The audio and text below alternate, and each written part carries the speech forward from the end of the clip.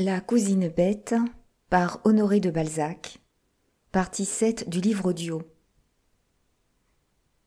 Reine emporta cette réponse, la première lettre que le baron écrivait à son aimable ami. De semblables émotions formaient un contrepoids au désastre qui grondait à l'horizon.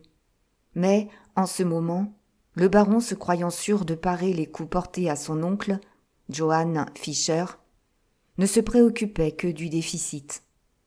Une des particularités du caractère bonapartiste, c'est la foi dans la puissance du sabre, la certitude de la prééminence du militaire sur le civil. Hulot se moquait du procureur du roi de l'Algérie. Où règne le ministère de la guerre? L'homme reste ce qu'il a été.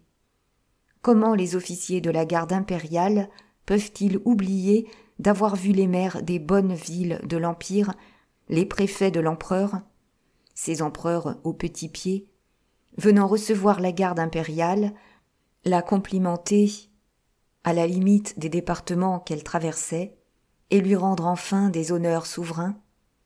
À 4h30, le baron alla droit chez madame Marneffe. Le cœur lui battait en montant l'escalier comme un jeune homme, car il s'adressait cette question mentale: la verrai-je? Ne la verrai-je pas? Comment pouvait-il se souvenir de la scène du matin où sa famille en larmes gisait à ses pieds?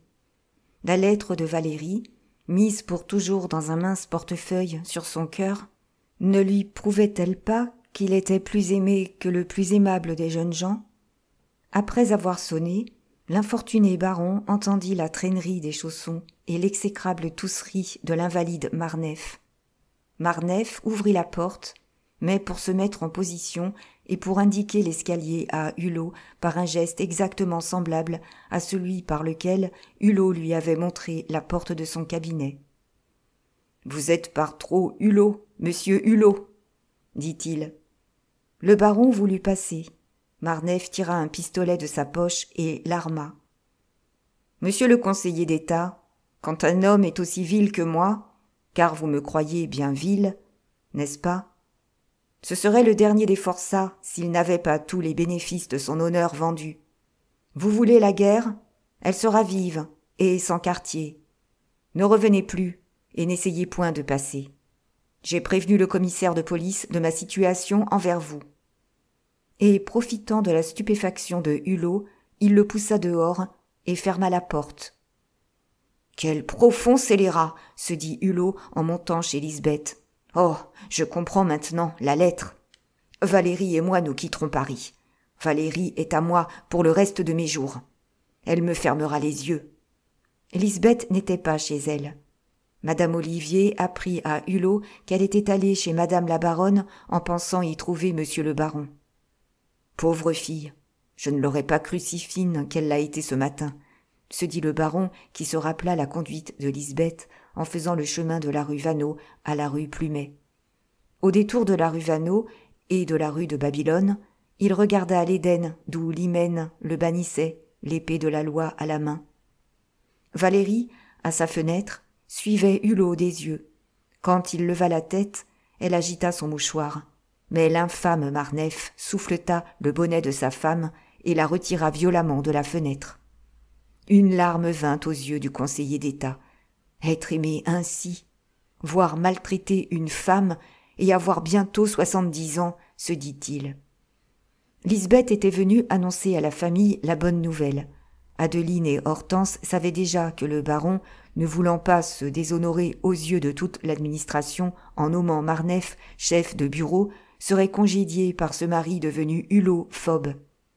Aussi, l'heureuse Adeline avait-elle commandé son dîner de manière que son Hector le trouvât meilleur que chez Valérie, et la dévouée Lisbeth aida Mariette à obtenir ce difficile résultat. La cousine bête était à l'état d'idole. La mère et la fille lui baisèrent les mains et lui avaient appris avec une joie touchante que le maréchal consentait à faire d'elle sa ménagère. « Et de là, ma chère, à devenir sa femme, il n'y a qu'un pas, » dit Adeline. « Enfin, il n'a pas dit non quand Victorin lui en a parlé, » ajouta la comtesse de Steinbock. Le baron fut accueilli dans sa famille avec des témoignages d'affection si gracieux, si touchants, et où débordait tant d'amour qu'il fut obligé de dissimuler son chagrin. Le maréchal vint dîner. Après le dîner, Hulot ne s'en alla pas. Victorin et sa femme vinrent. On fit un whist. « Il y a longtemps, Hector, dit gravement le maréchal, que tu ne nous as donné pareille soirée. » Ce mot, chez le vieux soldat, qui gâtait son frère et qui le blâmait implicitement ainsi, fit une impression profonde. On y reconnut les larges et longues lésions d'un cœur où toutes les douleurs devinées avaient eu leur écho. À 8 heures, le baron voulut reconduire Lisbeth lui-même, en promettant de revenir. « Eh bien, Lisbeth, il la maltraite, » lui dit-il dans la rue. « Ah, je ne l'ai jamais tant aimée. »« Ah, je n'aurais pas cru que Valérie vous aimât tant, » répondit Lisbeth. « Elle est légère, elle est coquette, elle aime à se voir courtisée, à ce qu'on lui joue la comédie de l'amour, comme elle dit. Mais vous êtes son seul attachement. » « Que t'a-t-elle dit pour moi ?»« Voilà, » reprit Lisbeth. « Elle a, vous le savez, eu des bontés pour Crevel. Il ne faut pas lui en vouloir, car c'est ce qui l'a mise à l'abri de la misère pour le reste de ses jours. Mais elle le déteste, et c'est à peu près fini. Eh bien, elle a gardé la clé d'un appartement. »« Rue du Dauphin » s'écria le bienheureux Hulot. « Rien que pour cela, je lui passerai Crevel. J'y suis allé, je sais. »« Cette clé, la voici, » dit Lisbeth. « Faites-en faire une pareille demain dans la journée. 2, si vous pouvez. »« Après, » dit avidement Hulot. « Eh bien, je reviendrai dîner encore demain avec vous. Vous me rendrez la clé de Valérie, car le père Crevel peut lui redemander celle qu'il a donnée. Et vous irez vous voir après-demain. Là, vous conviendrez de vos faits. Vous serez bien en sûreté, car il existe 2 sorties. Si, par hasard, Crevel, qui sans doute a des mœurs de régence, comme il dit, entrait par l'allée, vous sortiriez par la boutique, et réciproquement. Eh bien, vieux scélérat, c'est à moi que vous devez cela. Que ferez-vous pour moi ? » ?»« Tout ce que tu voudras. »« Eh bien, ne vous opposez pas à mon mariage avec votre frère. »« Toi, la maréchale Hulot, toi, comtesse de Pforzheim ?» s'écria Hector surpris. « Adeline est bien baronne, » répliqua d'un ton aigre et formidable la bête. « Écoutez, vieux libertin, vous savez où en sont vos affaires. Votre famille peut se voir sans pain et dans la boue. »« C'est ma terreur, » dit Hulot, saisi. « Si votre frère meurt, qui soutiendra votre femme, votre fille ? La veuve d'un maréchal de France peut obtenir au moins 6 000 francs de pension, n'est-ce pas ? Eh bien, je ne me marie que pour assurer du pain à votre fille et à votre femme, vieille insensée. » « Je n'apercevais pas ce résultat, » dit le baron. « Je prêcherai mon frère, car nous sommes sûrs de toi. Dis à mon ange que ma vie est à elle. » Et le baron, après avoir vu entrer Lisbeth rue Vaneau, revint faire le whist et resta chez lui. La baronne fut au comble du bonheur. Son mari paraissait revenir à la vie de famille. Car, pendant 15 jours environ, il alla le matin au ministère à 9 heures, il était de retour à 6 heures pour dîner, et il demeurait le soir au milieu de sa famille. Il mena 2 fois Adeline et Hortense au spectacle. La mère et la fille firent dire 3 messes d'action de grâce et prièrent Dieu de leur conserver le mari, le père qu'il leur avait rendu. Un soir, Victorin Hulot, en voyant son père aller se coucher, dit à sa mère : « Eh bien, nous sommes heureux, mon père nous est revenu. Aussi ne regretterons-nous pas, ma femme et moi, nos capitaux, si cela tient. » « Votre père a 70 ans bientôt, » répondit la baronne. « Il pense encore à madame Marneffe. Je m'en suis aperçue. Mais bientôt, il n'y pensera plus. La passion des femmes n'est pas comme le jeu, comme la spéculation, ou comme l'avarice, on y voit un terme. » La belle Adeline, car cette femme était toujours belle, en dépit de ses 50 ans et de ses chagrins, se trompait en ceci. Les libertins, ces gens que la nature a doués de la faculté précieuse d'aimer au-delà des limites qu'elle fixe à l'amour, n'ont presque jamais leur âge. Pendant ce laps de vertu, le baron était allé 3 fois rue du Dauphin, et il n'y avait jamais eu 70 ans. La passion ranimée le rajeunissait, et il eût livré son honneur à Valérie, sa famille, tout, sans un regret. Mais Valérie, entièrement changée, ne lui parlait jamais ni d'argent, ni des 1200 francs de rente à faire à leur fils. Au contraire, elle lui offrait de l'or. Elle aimait Hulot comme une femme de 36 ans aime un bel étudiant en droit, bien pauvre, bien poétique, bien amoureux. Et la pauvre Adeline croyait avoir reconquis son cher Hector. Le 4e rendez-vous des 2 amants avait été pris, au dernier moment du 3e, absolument comme autrefois, la comédie italienne annonçait à la fin de la représentation le spectacle du lendemain. L'heure dite était 9 du matin. Au jour de l'échéance de ce bonheur dont l'espérance faisait accepter aux passionnés vieillards la vie de famille, vers 8 heures, Reine fit demander le baron. Hulot, craignant une catastrophe, alla parler à Reine, qui ne voulut pas entrer dans l'appartement.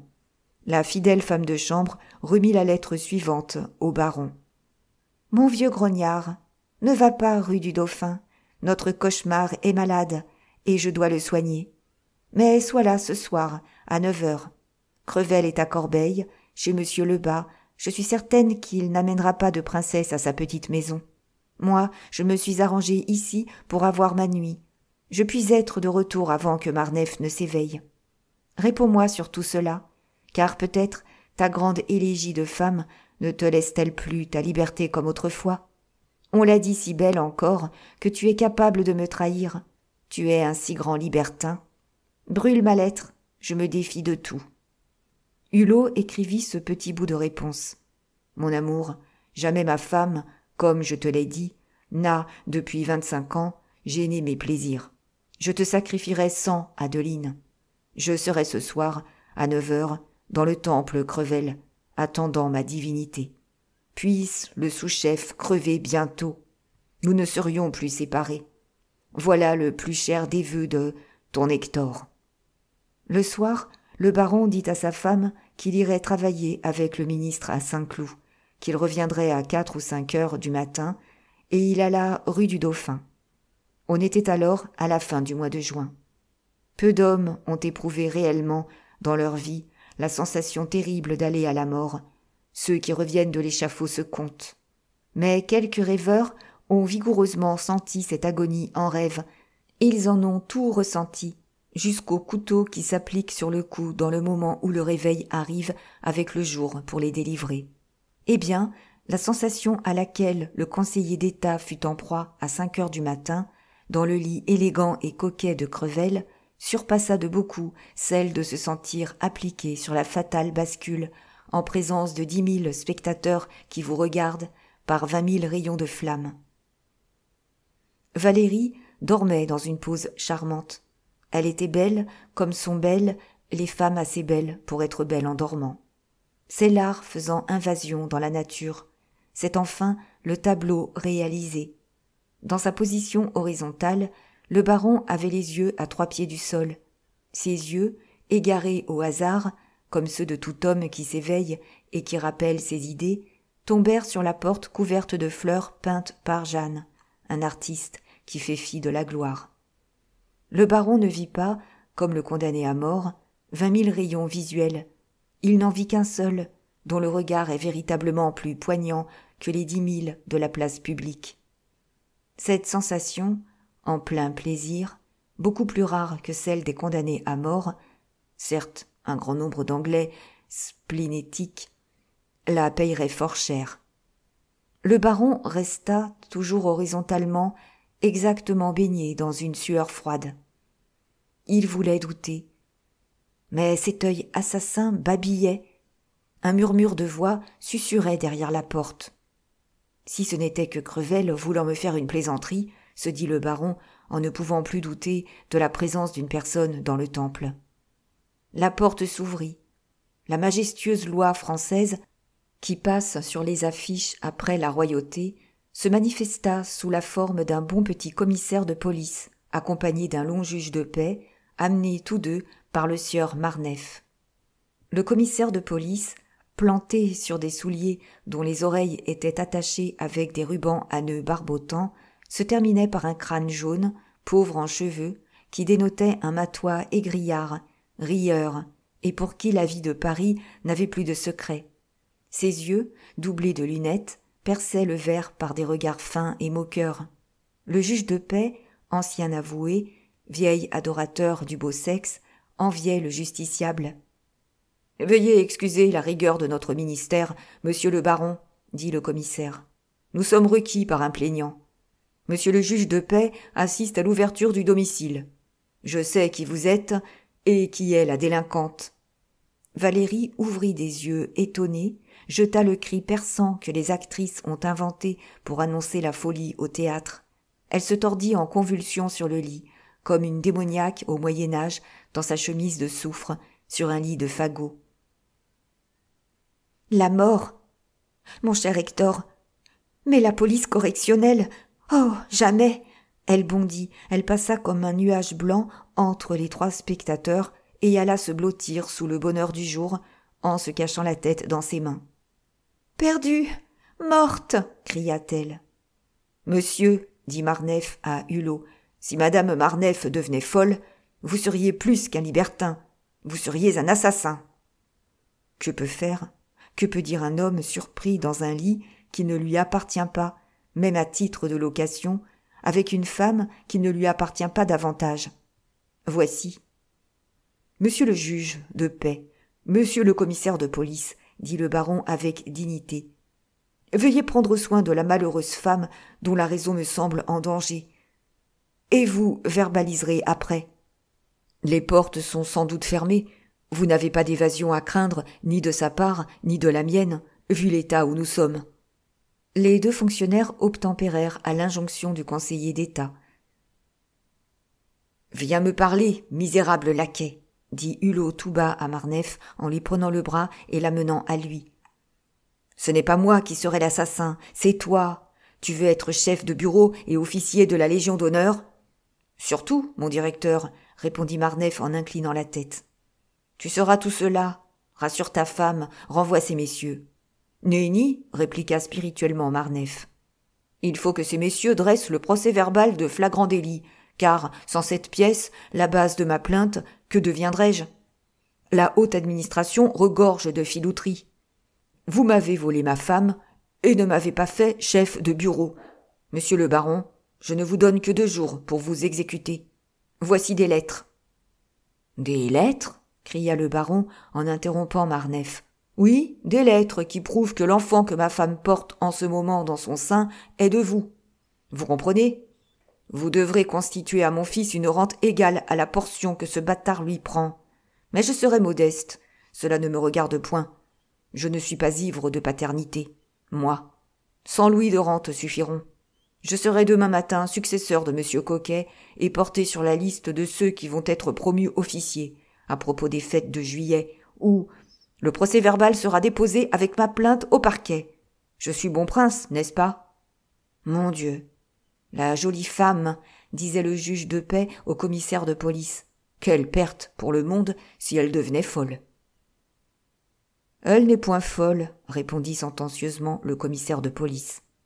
La police est toujours le doute incarné. Monsieur le baron Hulot a donné dans un piège, ajouta le commissaire de police assez haut pour être entendu de Valérie. Valérie lança sur le commissaire une œillade qui l'eût tué si les regards pouvaient communiquer la rage qu'ils expriment. Le commissaire sourit. Il avait tendu son piège aussi. La famille tombait.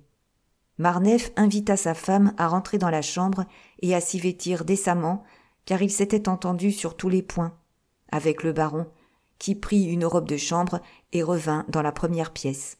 « Messieurs, dit-il aux 2 fonctionnaires, je n'ai pas besoin de vous demander le secret. » Les 2 magistrats s'inclinèrent.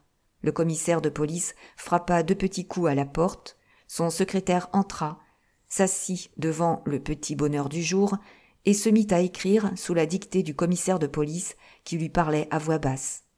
Valérie continuait de pleurer à chaudes larmes. Quand elle eut fini sa toilette, Hulot passa dans la chambre et s'habilla. Pendant ce temps, le procès-verbal se fit. Marneffe voulut alors emmener sa femme. Mais Hulot, en croyant la voir pour la dernière fois, implora par un geste la faveur de lui parler. « Monsieur, madame me coûte assez cher pour que vous me permettiez de lui dire adieu, bien entendu, en présence de tous. » Valérie vint, et Hulot lui dit à l'oreille. « Il ne nous reste plus qu'à fuir. Mais comment correspondre ? Nous avons été trahis. »« Par Reine, répondit-elle. Mais, mon bon ami, après cet éclat, nous ne devons plus nous revoir. Je suis déshonorée. D'ailleurs, on te dira des infamies de moi, et tu les croiras. » Le baron fit un mouvement de dénégation. « Tu les croiras, et j'en rends grâce au ciel, car tu ne me regretteras peut-être pas. »« Il ne crèvera pas, sous-chef, » dit Marneffe à l'oreille du conseiller d'État en revenant prendre sa femme, à laquelle il dit brutalement. « Assez, madame, si je suis faible pour vous, je ne veux pas être un sot pour les autres. » Valérie quitta la petite maison Crevel en jetant au baron un dernier regard si coquin qu'il se crut adoré. Le juge de paix donna galamment la main à madame Marneffe en la conduisant en voiture. Le baron, qui devait signer le procès-verbal, restait là tout hébété, seul avec le commissaire de police. Quand le conseiller d'État eut signé, le commissaire de police le regarda d'un air fin, par-dessus ses lunettes. « Vous aimez beaucoup cette petite dame, monsieur le baron. Pour mon malheur, vous le voyez. Si elle ne vous aimait pas, reprit le commissaire, si elle vous trompait. Je l'ai déjà su, là, monsieur, à cette place. Nous nous le sommes dit, monsieur Crevel et moi. Ah, vous savez que vous êtes ici, dans la petite maison de monsieur le maire. Parfaitement. Le commissaire souleva légèrement son chapeau pour saluer le vieillard. Vous êtes bien amoureux. Je me tais, dit-il. Je respecte les passions invétérées, autant que les médecins respectent les maladies J'ai vu monsieur de Nucingen, le banquier, atteint d'une passion de ce genre-là. C'est mon ami, reprit le baron. J'ai soupé souvent avec la belle Esther. Elle valait les 2 millions qu'elle lui a coûté. Plus, dit le commissaire. Cette fantaisie du vieux financier a coûté la vie à 4 personnes. Oh, ces passions-là, c'est comme le choléra. Qu'aviez-vous à me dire ? Demanda le conseiller d'État, qui prit mal cet avis indirect. Pourquoi vous ôterais-je vos illusions ? Répliqua le commissaire de police. Il est si rare d'en conserver à votre âge. Débarrassement, s'écria le conseiller d'État. On maudit le médecin plus tard, répondit le commissaire en souriant. De grâce, monsieur le commissaire. Eh bien, cette femme était d'accord avec son mari. Oh, cela, monsieur, arrive 2 fois sur 10. Oh, nous nous y connaissons. Quelle preuve avez-vous de cette complicité ? Oh, d'abord le mari, dit le fin commissaire de police avec le calme d'un chirurgien habitué à débrider des plaies. La spéculation est écrite sur cette plate et atroce figure. Mais ne deviez-vous pas beaucoup tenir à certaines lettres écrites par cette femme et où il est question de l'enfant ? Je tiens tant à cette lettre que je la porte toujours sur moi, répondit le baron Hulot au commissaire de police, en fouillant dans sa poche de côté pour prendre le petit portefeuille qui ne le quittait jamais. « Laissez le portefeuille où il est, » dit le commissaire, foudroyant comme un réquisitoire. « Voici la lettre. Je sais maintenant tout ce que je voulais savoir. » Madame Marneffe devait être dans la confidence de ce que contenait ce portefeuille. Elle, seule au monde. C'est ce que je pensais. Maintenant, voici la preuve que vous me demandez de la complicité de cette petite femme. Voyons, dit le baron encore incrédule. Quand nous sommes arrivés, monsieur le baron, reprit le commissaire, ce misérable Marneffe a passé le premier, et il a pris cette lettre que sa femme avait sans doute posée sur ce meuble, dit-il en montrant le bonheur du jour. Évidemment, cette place avait été convenue entre la femme et le mari, si toutefois elle parvenait à vous dérober la lettre pendant votre sommeil, car la lettre que cette dame vous a écrite est, avec celle que vous lui avez adressée, décisive au procès correctionnel. Le commissaire fit voir à Hulot la lettre que le baron avait reçue par Rennes dans son cabinet au ministère. « Elle fait partie du dossier, » dit le commissaire. « Rendez-la-moi, monsieur. »« Eh bien, monsieur, » dit Hulot, dont la figure se décomposa, « cette femme, c'est le libertinage en coupe réglée. Je suis certain maintenant qu'elle a 3 amants. »« Ça se voit, » dit le commissaire de police. « Ah, elles ne sont pas toutes sur le trottoir. Quand on fait ce métier-là, monsieur le baron, en équipage, dans les salons ou dans son ménage, il ne s'agit plus de francs ni de centimes. Mademoiselle Esther, dont vous parlez, et qui s'est empoisonnée, a dévoré des millions. Si vous m'en croyez, vous détellerez, monsieur le baron. Cette dernière partie vous coûtera cher. Ce gredin de mari a pour lui la loi. Enfin, sans moi, la petite femme vous repinçait. »« Merci, monsieur, » dit le conseiller d'État, qui tâcha de garder une contenance digne.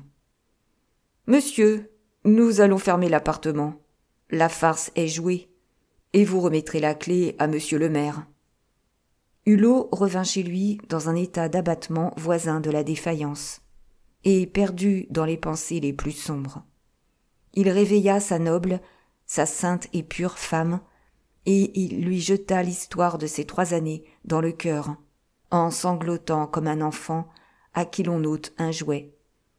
Cette confession d'un vieillard jeune de cœur, cette affreuse et navrante épopée, tout en attendrissant intérieurement Adeline, lui causa la joie intérieure la plus vive. Elle remercia le ciel de ce dernier coup, car elle vit son mari fixé pour toujours au sein de la famille. « Élisabeth avait raison, » dit madame Hulot, d'une voix douce et sans faire de remontrances inutiles. « Elle nous a dit cela d'avance. »« Oui, ah, si je l'avais écoutée, au lieu de me mettre en colère, le jour où je voulais que la pauvre Hortense rentrât dans son ménage pour ne pas compromettre la réputation de cette... Oh, chère Adeline, il faut sauver Venceslas. Il est dans cette fange jusqu'au menton. »« Mon pauvre ami, la petite bourgeoise ne t'a pas mieux réussi que les actrices, » dit Adeline en souriant. La baronne était effrayée du changement que présentait son Hector. Quand elle le voyait, malheureux, souffrant, courbé sous le poids des peines, elle était tout cœur, tout pitié, tout amour. Elle eût donné son sang pour rendre Hulot heureux. « Reste avec nous, mon cher Hector. Dis-moi comment elles font, ces femmes, pour t'attacher ainsi. Je tâcherai. Pourquoi ne m'as-tu pas formé à ton usage? Est-ce que je manque d'intelligence? On me trouve encore assez belle pour me faire la cour. » Beaucoup de femmes, mariées, attachées à leurs devoirs et à leur mari, pourront ici se demander pourquoi ces hommes si forts et si bons, si pitoyables à des Madame Marneffe, ne prennent pas leurs femmes, surtout quand elles ressemblent à la baronne Adeline Hulot, pour l'objet de leur fantaisie et de leur passion. Ceci tient au plus profond mystère de l'organisation humaine. L'amour, cette immense débauche de la raison, ce mâle et sévère plaisir des grandes âmes, et le plaisir, cette vulgarité vendue sur la place, sont 2 faces différentes d'un même fait. La femme qui satisfait ces 2 vastes appétits des 2 natures est aussi rare dans le sexe que le grand général, le grand écrivain, le grand artiste, le grand inventeur le sont dans une nation. L'homme supérieur comme l'imbécile, un Hulot comme un Crevel, ressentent également le besoin de l'idéal et celui du plaisir. Tous vont cherchant ce mystérieux androgyne, cette rareté, qui, la plupart du temps, se trouve être un ouvrage en 2 volumes. Cette recherche est une dépravation due à la société. Certes, le mariage doit être accepté comme une tâche. Il est la vie, avec ses travaux et ses durs sacrifices, également faits des 2 côtés. Les libertins, ces chercheurs de trésors, sont aussi coupables que d'autres malfaiteurs plus sévèrement punis qu'eux. Cette réflexion n'est pas un plaquage de morale, elle donne la raison de bien des malheurs incompris. Cette scène porte d'ailleurs avec elle ces moralités qui sont de plus d'un genre. Le baron alla promptement chez le maréchal, prince de Wissembourg, dont la haute protection était sa dernière ressource. Protégé par le vieux guerrier depuis 35 ans, il avait les entrées grandes et petites. Il put pénétrer dans les appartements à l'heure du lever. « Eh, bonjour, mon cher Hector, dit ce grand et bon capitaine. Qu'avez-vous ? Vous paraissez soucieux. La session est finie, cependant. Encore une de passée. Je parle de cela, maintenant, comme autrefois de nos campagnes. Je crois, ma foi, que les journaux appellent aussi les sessions des campagnes parlementaires. Nous avons eu du mal, en effet, maréchal. Mais c'est la misère du temps, dit Hulot. Que voulez-vous ? Le monde est ainsi fait. Chaque époque a ses inconvénients. Le plus grand malheur de l'an 1841, c'est que ni la royauté ni les ministres ne sont libres dans leur action comme l'était l'empereur. Le maréchal jeta sur Hulot un de ces regards d'aigle dont la fierté, la lucidité, la perspicacité montraient que, malgré les années, cette grande âme restait toujours ferme et vigoureuse. « Tu veux quelque chose de moi ?» dit-il en prenant un air enjoué. « Je me trouve dans la nécessité de vous demander, comme une grâce personnelle, la promotion d'un de mes sous-chefs au grade de chef de bureau et sa nomination d'officier dans la Légion. »« Comment se nomme-t-il » dit le maréchal en lançant au baron un regard qui fut comme un éclair. « Marneffe. »« Il a une jolie femme. Je l'ai vue au mariage de ta fille. »« Si Roger... Mais Roger n'est plus ici. »« Hector, mon fils, il s'agit de ton plaisir. Comment ? Tu t'en donnes encore ? Ah, tu fais honneur à la garde impériale. Voilà ce que c'est que d'avoir appartenu à l'intendance. Tu as des réserves ? Laisse là cette affaire, mon cher garçon. Elle est trop galante pour devenir administrative. Non, maréchal, c'est une mauvaise affaire. Car il s'agit de la police correctionnelle. Voulez-vous m'y voir ? Ah, diantre ! S'écria le maréchal, devenant soucieux. Continue. Mais vous me voyez dans l'état d'un renard pris au piège. Vous avez toujours été si bon pour moi que vous daignerez me tirer de la situation honteuse où je suis. Hulot raconta le plus spirituellement et le plus gaiement possible sa mésaventure. « Voulez-vous, prince, dit-il en terminant, faire mourir de chagrin mon frère que vous aimez tant et laisser déshonorer un de vos directeurs, un conseiller d'État ? Mon Marneffe est un misérable. Nous le mettrons à la retraite dans 2 ou 3 ans. »« Comme tu parles de 2 ou 3 ans, mon cher ami, dit le maréchal. Mais, prince, la garde impériale est immortelle. Je suis maintenant le seul maréchal de la première promotion, dit le ministre. Écoute, Hector, tu ne sais pas à quel point je te suis attaché. Tu vas le voir. Le jour où je quitterai le ministère, nous le quitterons ensemble. Ah, tu n'es pas député, mon ami. Beaucoup de gens veulent ta place. Et sans moi, tu n'y serais plus. Oui, j'ai rompu bien des lances pour te garder. Eh bien, je t'accorde tes 2 requêtes, car il serait par trop dur de te voir assis sur la sellette à ton âge et dans la position que tu occupes. Mais tu fais trop de brèches à ton crédit. Si cette nomination donne lieu à quelque tapage, on nous en voudra. Moi, je m'en moque, mais c'est une épine de plus sous ton pied. À la prochaine session, tu sauteras. Ta succession est présentée comme un appât à 5 ou 6 personnes influentes, et tu n'as été conservé que par la subtilité de mon raisonnement. J'ai dit que le jour où tu prendrais ta retraite, et que ta place serait donnée, nous aurions 5 mécontents et 1 heureux, tandis qu'en te laissant branlant dans le manche pendant 2 ou 3 ans, nous aurions nos 6 voix. On s'est mis à rire au conseil, et l'on a trouvé que le vieux de la vieille, comme on dit, devenait assez fort en tactique parlementaire. Je te dis cela nettement. D'ailleurs, tu grisonnes. Es-tu heureux de pouvoir encore te mettre dans des embarras pareils? Où est le temps où le sous-lieutenant Cotin avait des maîtresses? Le maréchal sonna. Il faut faire déchirer ce procès-verbal, ajouta-t-il. Vous agissez, monseigneur, comme un père. Je n'osais vous parler de mon anxiété. Je veux toujours que Roger soit ici, s'écria le maréchal en voyant entrer Mitouflet, son huissier, et j'allais le faire demander. Allez-vous-en, Mitouflet. Et toi, va, mon vieux camarade, va faire préparer cette nomination. Je la signerai. Mais cet infâme intrigant ne jouira pas pendant longtemps du fruit de ses crimes. Il sera surveillé et cassé en tête de la compagnie à la moindre faute. Maintenant que te voilà sauvé, mon cher Hector, prends garde à toi. Ne lasse pas tes amis.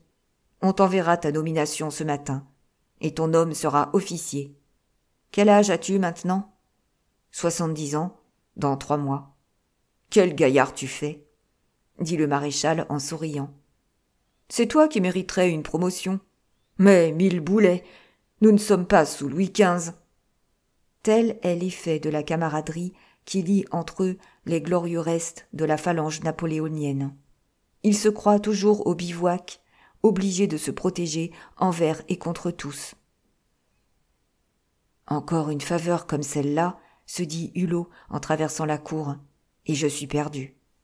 Le malheureux fonctionnaire alla chez le baron de Nucingen, auquel il ne devait plus qu'une somme insignifiante. Il réussit à lui emprunter 40 000 francs en engageant son traitement pour 2 années de plus.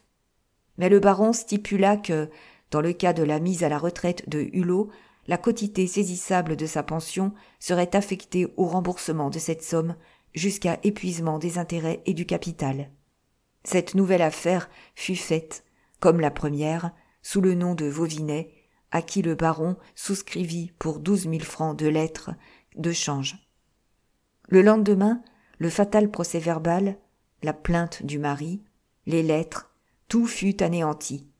Les scandaleuses promotions du sieur Marneffe, à peine remarquées dans le mouvement des fêtes de juillet, ne donnèrent lieu à aucun article de journal. Lisbeth, en apparence brouillée avec madame Marneffe, s'installa chez le maréchal Hulot. 10 jours après ces événements, on publia le premier ban du mariage de la vieille fille avec l'illustre vieillard à qui, pour obtenir un consentement, Adeline raconta la catastrophe financière arrivée à son Hector en le priant de ne jamais en parler au baron qui, dit-elle, était sombre, très abattu, tout affaissé. « Hélas, il a son âge », ajoute-t-elle. Lisbeth triomphait donc. Elle allait atteindre au but de son ambition. Elle allait voir son plan accompli, sa haine satisfaite. Elle jouissait par avance du bonheur de régner sur la famille qu'il avait si longtemps méprisée. Elle se promettait d'être la protectrice de ses protecteurs, l'ange sauveur qui ferait vivre la famille ruinée. Elle s'appelait elle-même Madame la Comtesse ou Madame la Maréchale, en se saluant dans la glace. Adeline et Hortense achèveraient leurs jours dans la détresse, en combattant la misère, tandis que la cousine Bette, admise aux Tuileries, trônerait dans le monde. Un événement terrible renversa la vieille fille du sommet social où elle se posait si fièrement. Le jour même où ce premier ban fut publié, le baron reçut un autre message d'Afrique. Un second Alsacien se présenta, remit une lettre en s'assurant qu'il la donnait au baron Hulot, et après lui avoir laissé l'adresse de son logement, il quitta le haut fonctionnaire qu'il laissa foudroyer à la lecture des premières lignes de cette lettre. « Mon neveu, vous recevrez cette lettre, d'après mon calcul, le 7 août. En supposant que vous employiez 3 jours pour nous envoyer le secours que nous réclamons, et qu'il mette 15 jours à venir ici, nous atteignons au 1er septembre. Si l'exécution répond à ces délais, vous aurez sauvé l'honneur et la vie à votre dévoué, Johann Fischer.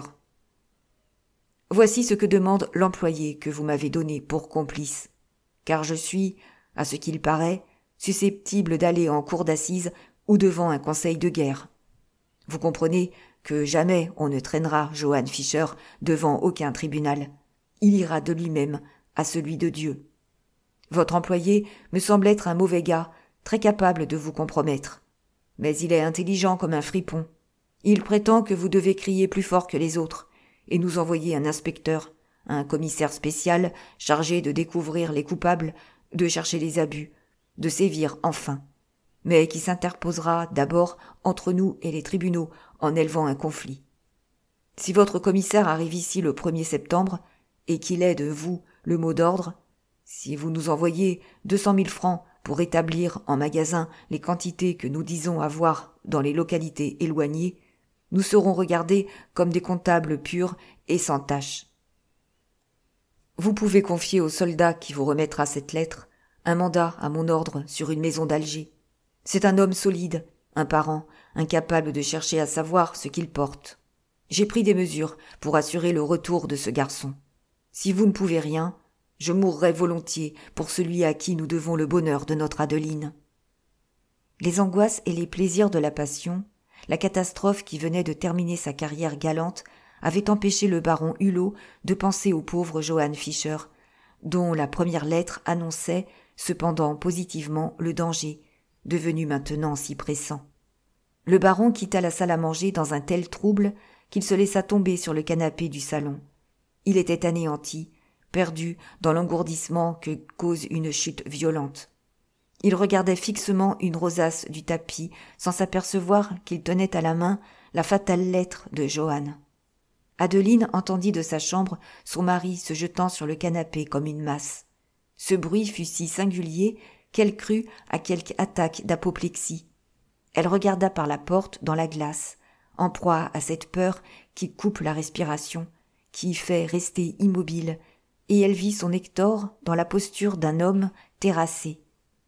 La baronne vint sur la pointe du pied. Hector n'entendit rien, elle put s'approcher, elle aperçut la lettre. Elle la prit, la lut et trembla de tous ses membres. Elle éprouva l'une de ces révolutions nerveuses si violentes que le corps en garde éternellement la trace. Elle devint, quelques jours après, sujette à un tressaillement continuel. Car, ce premier moment passé, la nécessité d'agir lui donna cette force qui ne se prend qu'aux sources mêmes de la puissance vitale. « Hector, viens dans ma chambre !» dit-elle d'une voix qui ressemblait à un souffle. « Que ta fille ne te voie pas ainsi. Viens, mon ami, viens. » « Où trouver 200 000 francs ? Je puis obtenir l'envoi de Claude Vignon comme commissaire. C'est un garçon spirituel, intelligent. C'est l'affaire de 2 jours. Mais 200 000 francs, mon fils ne les a pas. Sa maison est grevée de 300 000 francs d'hypothèque. Mon frère a tout au plus 30 000 francs d'économie. Nensingen se moquerait de moi. Vauvinet. Il m'a peu gracieusement accordé 10 000 francs pour compléter la somme donnée pour le fils de l'infâme Marneffe. Non, tout est dit. Il faut que j'aille me jeter aux pieds du maréchal, lui avouer l'état des choses, m'entendre dire que je suis une canaille, accepter sa bordée afin de sombrer décemment. Mais, Hector, ce n'est plus seulement la ruine, c'est le déshonneur, dit Adeline. Mon pauvre oncle se tuera. Ne tue que nous. Tu en as le droit, mais ne sois pas un assassin. Reprends courage. Il y a de la ressource. Aucune, dit le baron. Personne dans le gouvernement ne peut trouver 200 000 francs, quand même il s'agirait de sauver un ministère. Oh, Napoléon, où es-tu? Mon oncle, pauvre homme. Hector, on ne peut pas le laisser se tuer déshonoré. Il y aurait bien une ressource, dit-il, mais c'est bien chanceux. Oui, Crevel est à couteau tiré avec sa fille.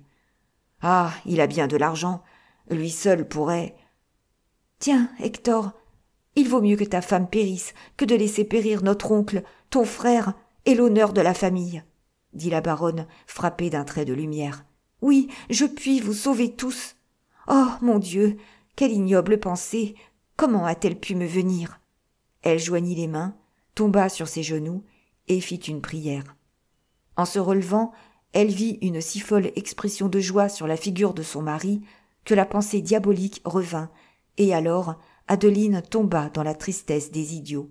« Va, mon ami, cours au ministère !» s'écria-t-elle en se réveillant de cette torpeur. « Tâche d'envoyer un commissaire, il le faut.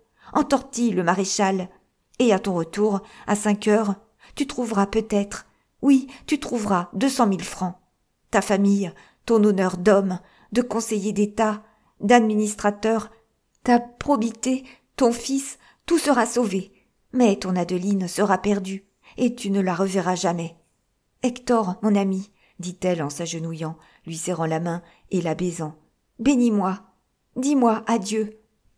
Ce fut si déchirant qu'en prenant sa femme, la relevant et l'embrassant, Hulot lui dit « Je ne te comprends pas. »« Et si tu comprenais, reprit-elle, je mourrais de honte, ou je n'aurais plus la force d'accomplir ce dernier sacrifice. »« Madame est servie, » vint dire Mariette.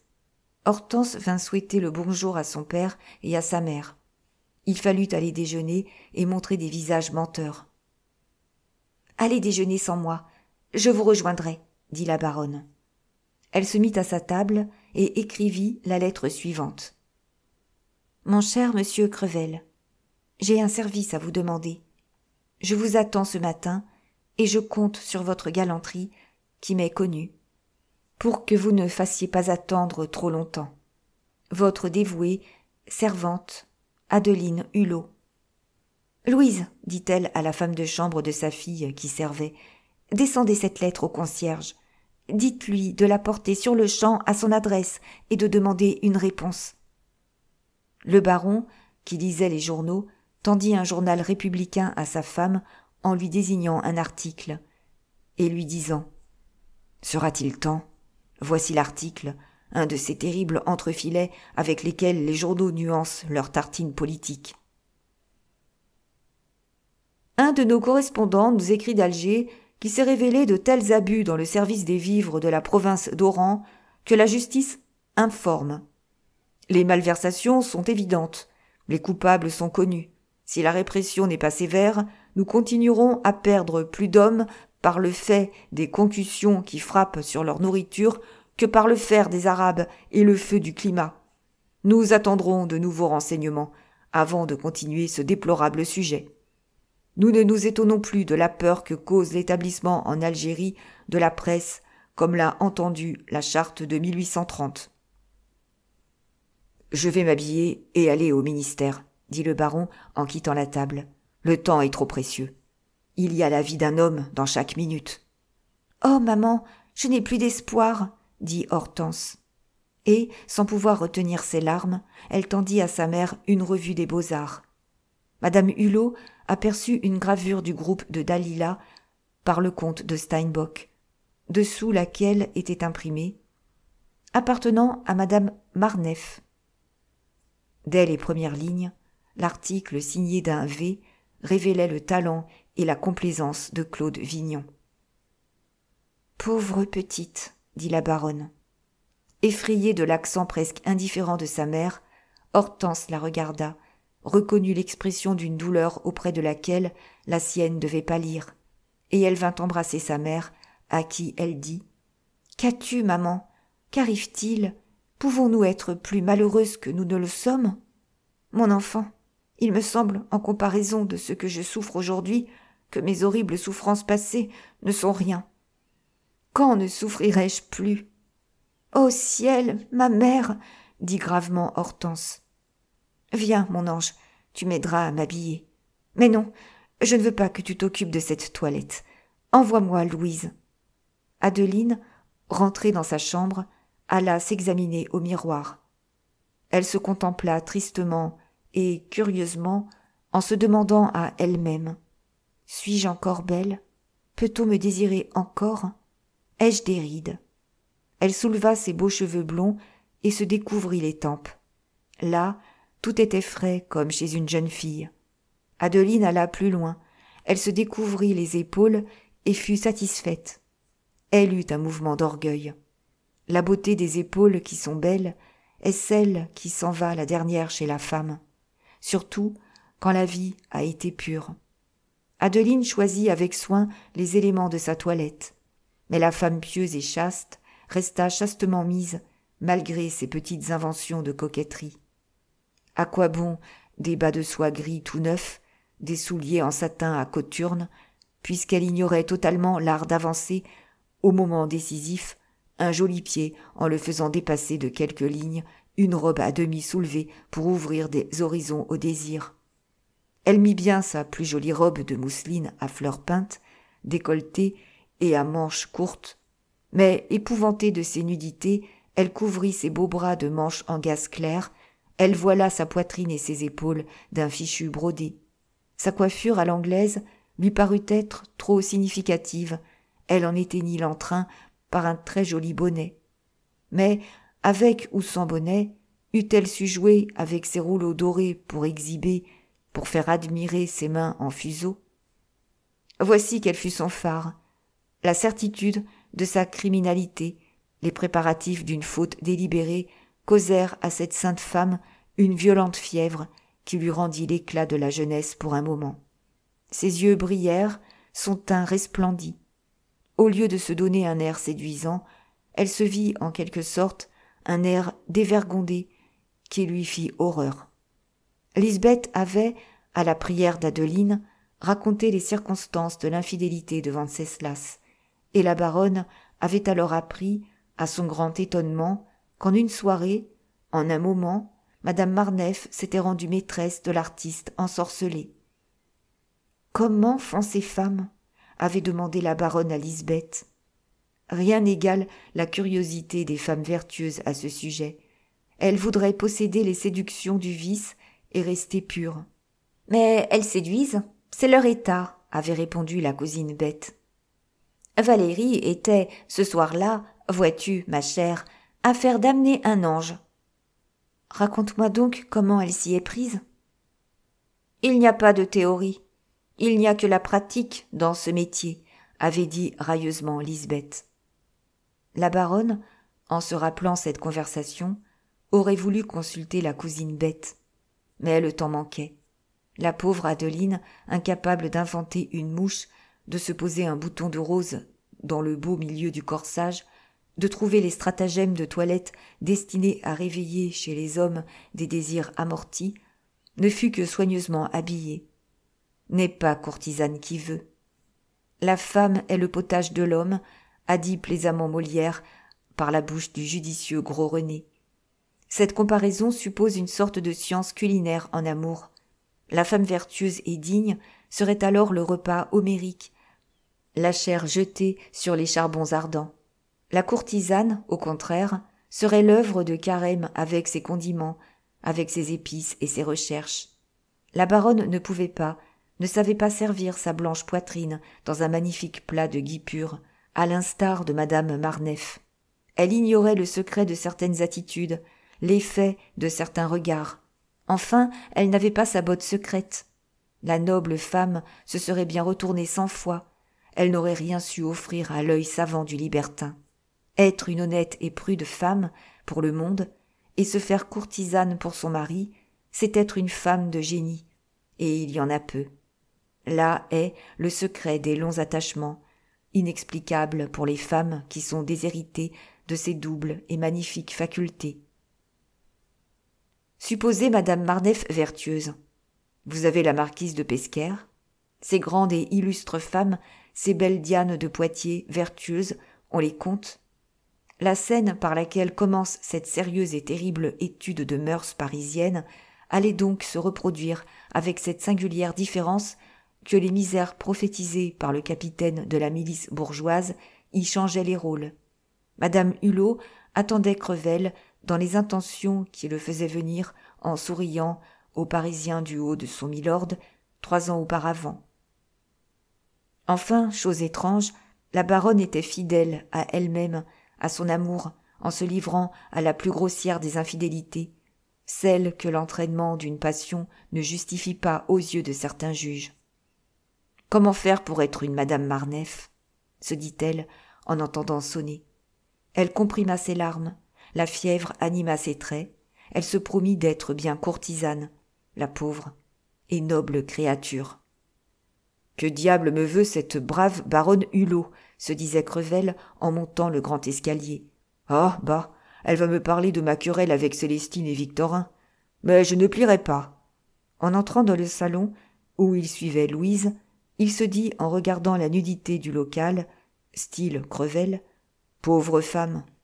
La voilà comme ces beaux tableaux mis au grenier par un homme qui ne se connaît pas en peinture. » Crevel, qui voyait le comte Popinot, ministre du Commerce, achetant des tableaux et des statues, voulait se rendre célèbre parmi les mécènes parisiens dont l'amour pour les arts consiste à chercher des pièces de 20 francs pour des pièces de 20 sous. Adeline sourit gracieusement à Crevel en lui montrant une chaise devant elle. « Me voici, belle dame, à vos ordres, » dit Crevel. Monsieur le maire, devenu homme politique, avait adopté le drap noir. Sa figure apparaissait au-dessus de ce vêtement comme une pleine lune dominant un rideau de nuages bruns. Sa chemise, étoilée de 3 grosses perles de 500 francs chacune, donnait une haute idée de ses capacités, thoraciques. Et il disait « On voit en moi le futur athlète de la tribune. » Ses larges mains roturières portaient le gant jaune dès le matin. Ses bottes vernies accusaient le petit coupé brun à un cheval qu'il avait amené. Depuis 3 ans, l'ambition avait modifié la pose de Crevel. Comme les grands peintres, il en était à sa seconde manière.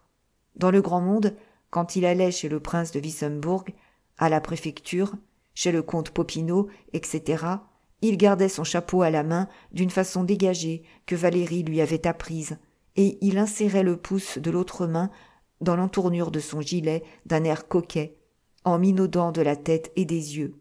Cette autre mise en position était due à la railleuse Valérie qui, sous prétexte de rajeunir son maire, l'avait doté d'un ridicule de plus. « Je vous ai prié de venir, mon bon et cher monsieur Crevel, » dit la baronne d'une voix troublée, « pour une affaire de la plus haute importance. »« Je la devine, madame, » dit Crevel d'un air fin. « Mais vous demandez l'impossible. Oh, je ne suis pas un père barbare, un homme, selon le mot de Napoléon, carré de base comme de hauteur, dans son avarice. Écoutez-moi, belle dame, si mes enfants se ruinaient pour eux, je viendrais à leur secours. Mais garantir votre mari, madame, c'est vouloir remplir le tonneau des Danaïdes. Une maison hypothéquée de 300 000 francs pour un père incorrigible. Ils n'ont plus rien, les misérables, et ils ne se sont pas amusés. Ils auront maintenant pour vivre ce que gagnera Victorin au palais. Qu'il jabote, monsieur votre fils. Ah, il devait être ministre, ce petit docteur. Notre espérance à tous.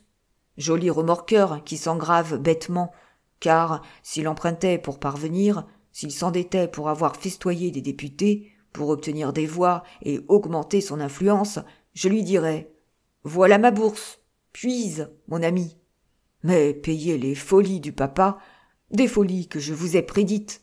Ah, son père l'a rejeté loin du pouvoir. C'est moi qui serai ministre. Hélas, cher Crevel, il ne s'agit pas de nos enfants. Pauvres dévoués. Si votre cœur se ferme pour Victorin et Célestine, je les aimerais tant que peut-être pourrais-je adoucir l'amertume que met dans leurs belles âmes votre colère.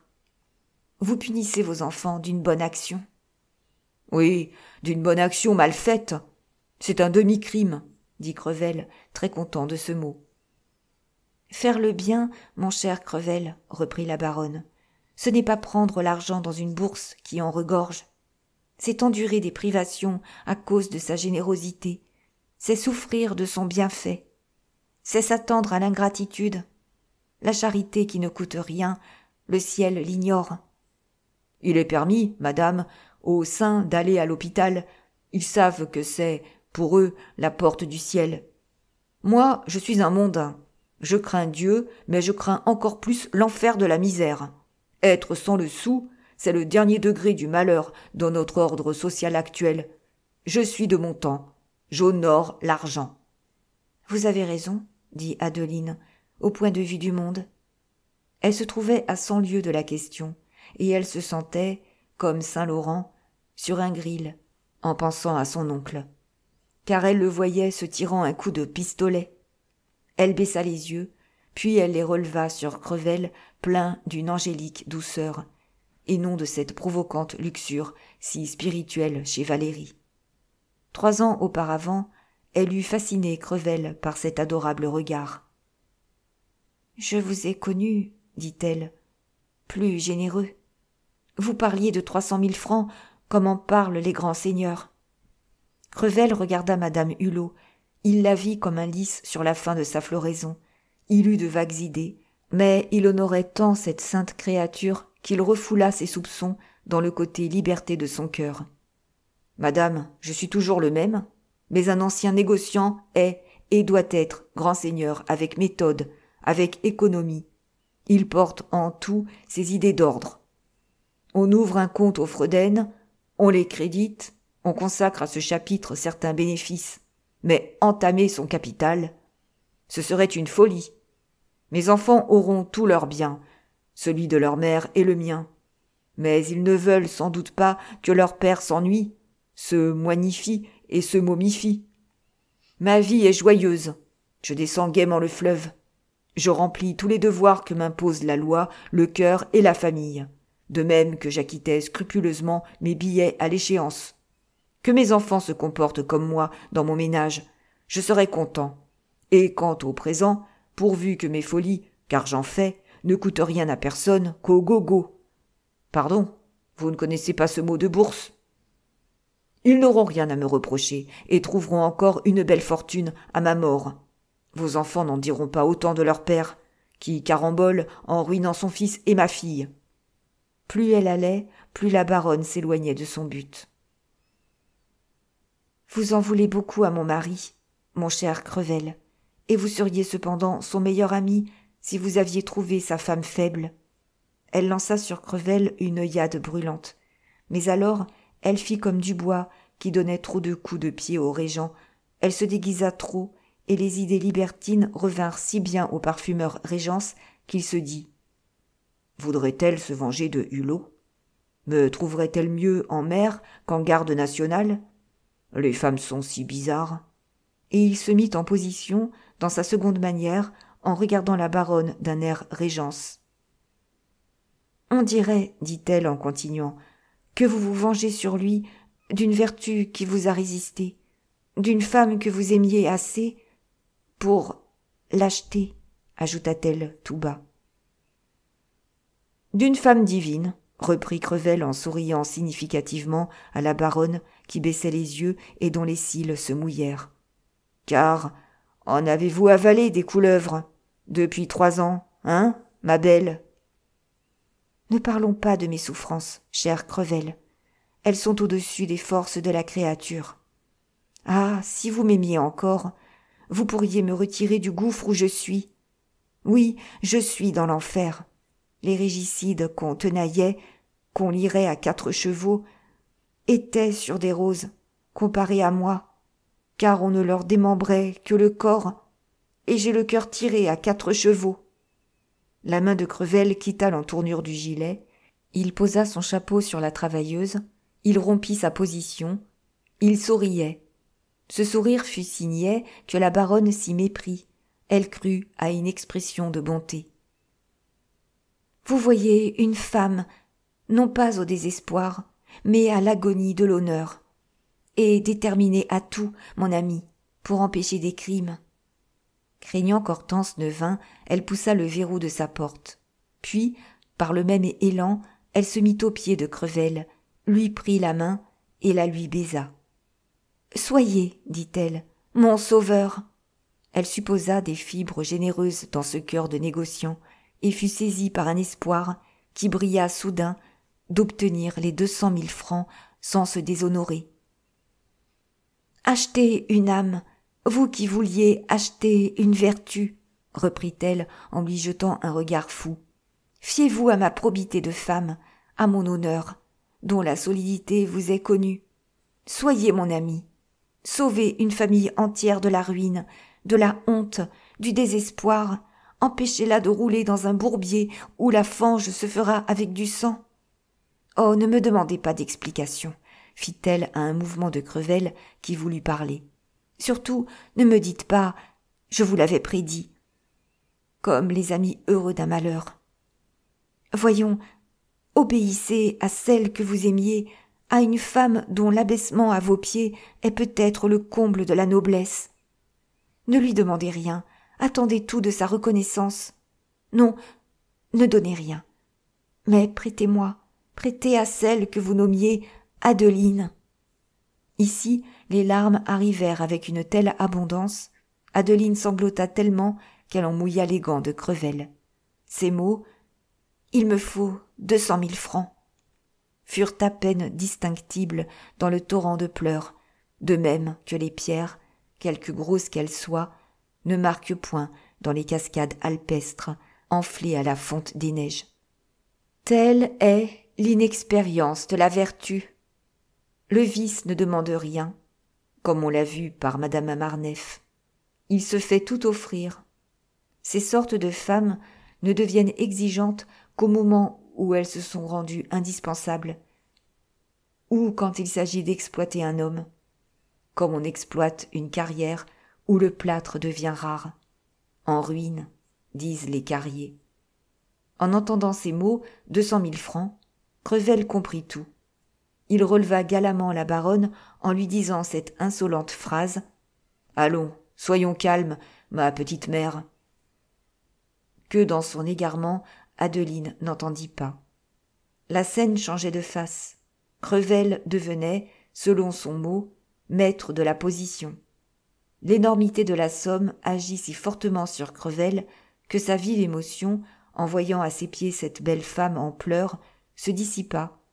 Puis, quelque angélique et sainte que soit une femme, quand elle pleure à chaudes larmes, sa beauté disparaît. Les madame Marneffe, comme on l'a vu, pleurnichent quelquefois, laissent une larme glisser le long de leurs joues, mais fondre en larmes, se rougir les yeux et le nez, elles ne commettent jamais cette faute. « Voyons, mon enfant, du calme, sapristi !» reprit Crevel en prenant les mains de la belle madame Hulot dans ses mains et les y tapotant. « Pourquoi me demandez-vous 200 000 francs? Qu'en voulez-vous faire? Pour qui est-ce » ? « N'exigez de moi, répondit-elle, aucune explication. Donnez-les-moi. Vous aurez sauvé la vie à 3 personnes et l'honneur à vos enfants. »« Et vous croyez, ma petite mère, dit Crevel, que vous trouverez dans Paris un homme qui, sur la parole d'une femme à peu près folle, ira chercher hic et nunc dans un tiroir, n'importe où, 200 000 francs qui mijotent là, tout doucement, en attendant qu'elle daigne les écumer? Voilà comment vous connaissez la vie. Les affaires, ma belle. Vos gens sont bien malades. Envoyez-leur les sacrements. Car personne dans Paris, excepté son Altesse divine, Madame la Banque, l'illustre Nucingen ou des avares insensés, amoureux de l'or, comme nous autres, nous le sommes d'une femme, ne peut accomplir un pareil miracle. La liste civile, quelque civile qu'elle soit, la liste civile, elle-même, vous prierait de repasser demain. Tout le monde fait valoir son argent et le tripote de son mieux. Vous vous abusez, cher ange, si vous croyez que c'est le roi Louis-Philippe qui règne, et il ne s'abuse pas là-dessus. Il sait, comme nous tous, qu'au-dessus de la charte, il y a la sainte, la vénérée, la solide, l'aimable, la gracieuse, la belle, la noble, la jeune, la toute-puissante pièce de 100 sous.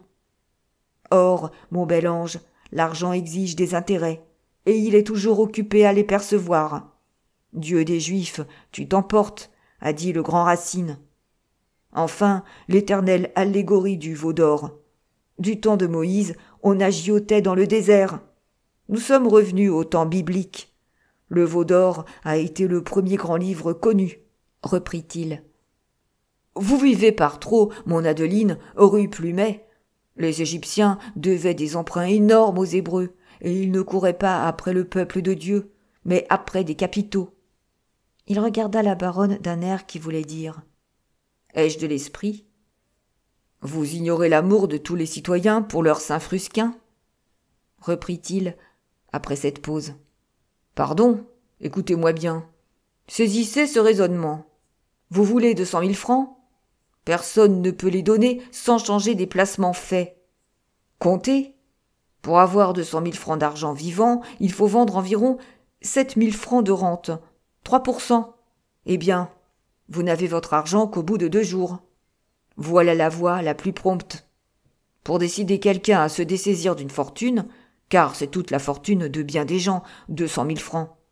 Encore doit-on lui dire où tout cela va, pour quel motif. Il s'agit, mon bon et cher Crevel, de la vie de 2 hommes, dont l'un mourra de chagrin, dont l'autre se tuera. Enfin, il s'agit de moi, qui deviendrai folle. Ne le suis-je pas un peu déjà ? Pas si folle, dit-il, en prenant madame Hulot par les genoux. Le père Crevel a son prix, puisque tu as daigné penser à lui, mon ange. Il paraît qu'il faut se laisser prendre les genoux, pensa la sainte et noble femme en se cachant la figure dans les mains. Vous m'offriez jadis une fortune, dit-elle en rougissant. Ah, ma petite mère, il y a 3 ans, reprit Crevel.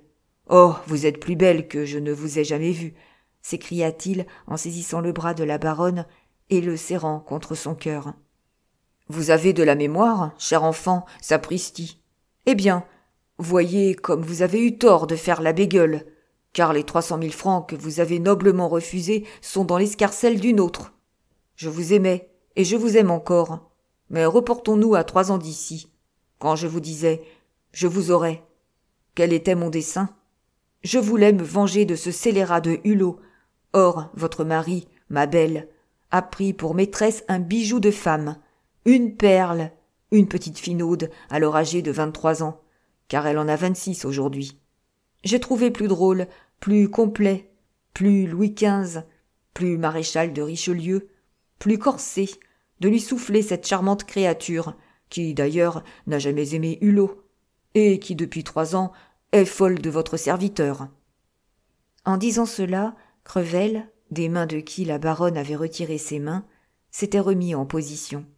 Il tenait ses entournures et battait son torse de ses 2 mains, comme par 2 ailes, en croyant se rendre désirable et charmant.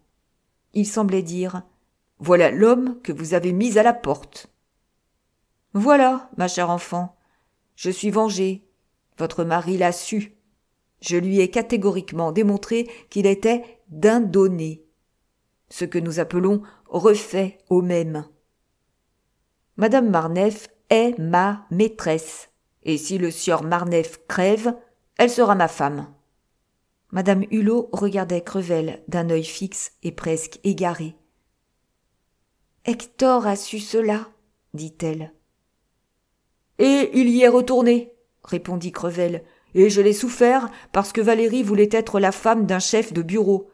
Mais elle m'a juré d'arranger les choses de manière à ce que notre baron fût si bien roulé qu'il ne reparut plus. Et ma petite duchesse, car elle est née duchesse, cette femme-là, parole d'honneur, a tenu parole. Elle vous a rendu, madame, comme elle le dit si spirituellement, votre Hector vertueux à perpétuité. La leçon a été bonne, allez. Le baron en a vu de sévères. Il n'entretiendra plus ni danseuse, ni femme comme il faut. Il est guéri radicalement, car il est rincé comme un verre à bière. Si vous aviez écouté Crevel au lieu de l'humilier, de le jeter à la porte, vous auriez 400 000 francs, car ma vengeance me coûte bien cette somme-là. Mais je retrouverai ma monnaie, je l'espère, à la mort de Marneffe. J'ai placé sur ma future. C'est là le secret de mes prodigalités. J'ai résolu le problème d'être grand seigneur à bon marché. « Vous donnerez une pareille belle-mère à votre fille ?» s'écria madame Hulot. « Vous ne connaissez pas Valérie, madame, » reprit gravement Crevel, qui se mit en position dans sa première manière. « C'est à la fois une femme bien née, une femme comme il faut, et une femme qui jouit de la plus haute considération. Tenez, hier, le vicaire de la paroisse dînait chez elle. Nous avons donné, car elle est pieuse, un superbe ostensoir à l'église. Oh, elle est habile, elle est spirituelle, elle est délicieuse, instruite, elle a tout pour elle. Quant à moi, chère Adeline, je dois tout à cette charmante femme. Elle a dégourdi mon esprit, épuré, comme vous voyez, mon langage. Elle corrige mes saillies, elle me donne des mots et des idées. Je ne dis plus rien d'inconvenant. On voit de grands changements en moi, vous devez les avoir remarqués. Enfin, elle a réveillé mon ambition. Je serai député. Je ne ferai point de boulettes, car je consulterai mon égérie dans les moindres choses. Ces grands politiques, Numa, notre illustre ministre actuel, ont tous eu leur sibylle d'écume. Valérie reçoit une vingtaine de députés. Elle devient très influente. Et maintenant qu'elle va se trouver dans un charmant hôtel avec voiture, elle sera l'une des souveraines occultes de Paris. C'est une fière locomotive qu'une pareille femme. Ah, je vous ai bien souvent remercié de votre rigueur. Ceci ferait douter de la vertu de Dieu, dit Adeline, chez qui l'indignation avait séché les larmes. Mais non, la justice divine doit planer sur cette tête-là. Vous ignorez le monde, belle dame, reprit le grand politique Crevel, profondément blessé. Le monde, mon Adeline, aime le succès. Voyons, vient-il chercher votre sublime vertu dont le tarif est de 200 000 francs? Ce mot fit frissonner madame Hulot, qui fut reprise de son tremblement nerveux. Elle comprit que le parfumeur, retiré, se vengeait d'elle ignoblement, comme il s'était vengé de Hulot. Le dégoût lui souleva le cœur, et le lui crispa si bien qu'elle eut le gosier serré à ne pouvoir parler.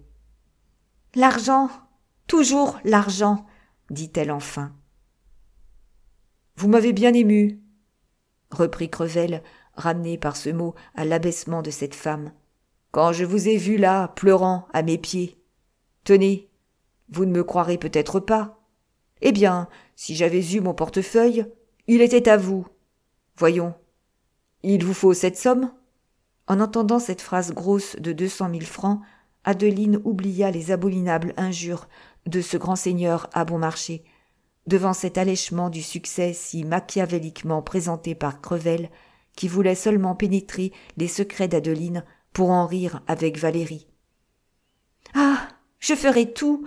s'écria la malheureuse femme. « Monsieur, je me vendrai, je deviendrai, s'il le faut, une Valérie. » « Cela vous serait difficile, » répondit Crevel. « Valérie est le sublime du genre.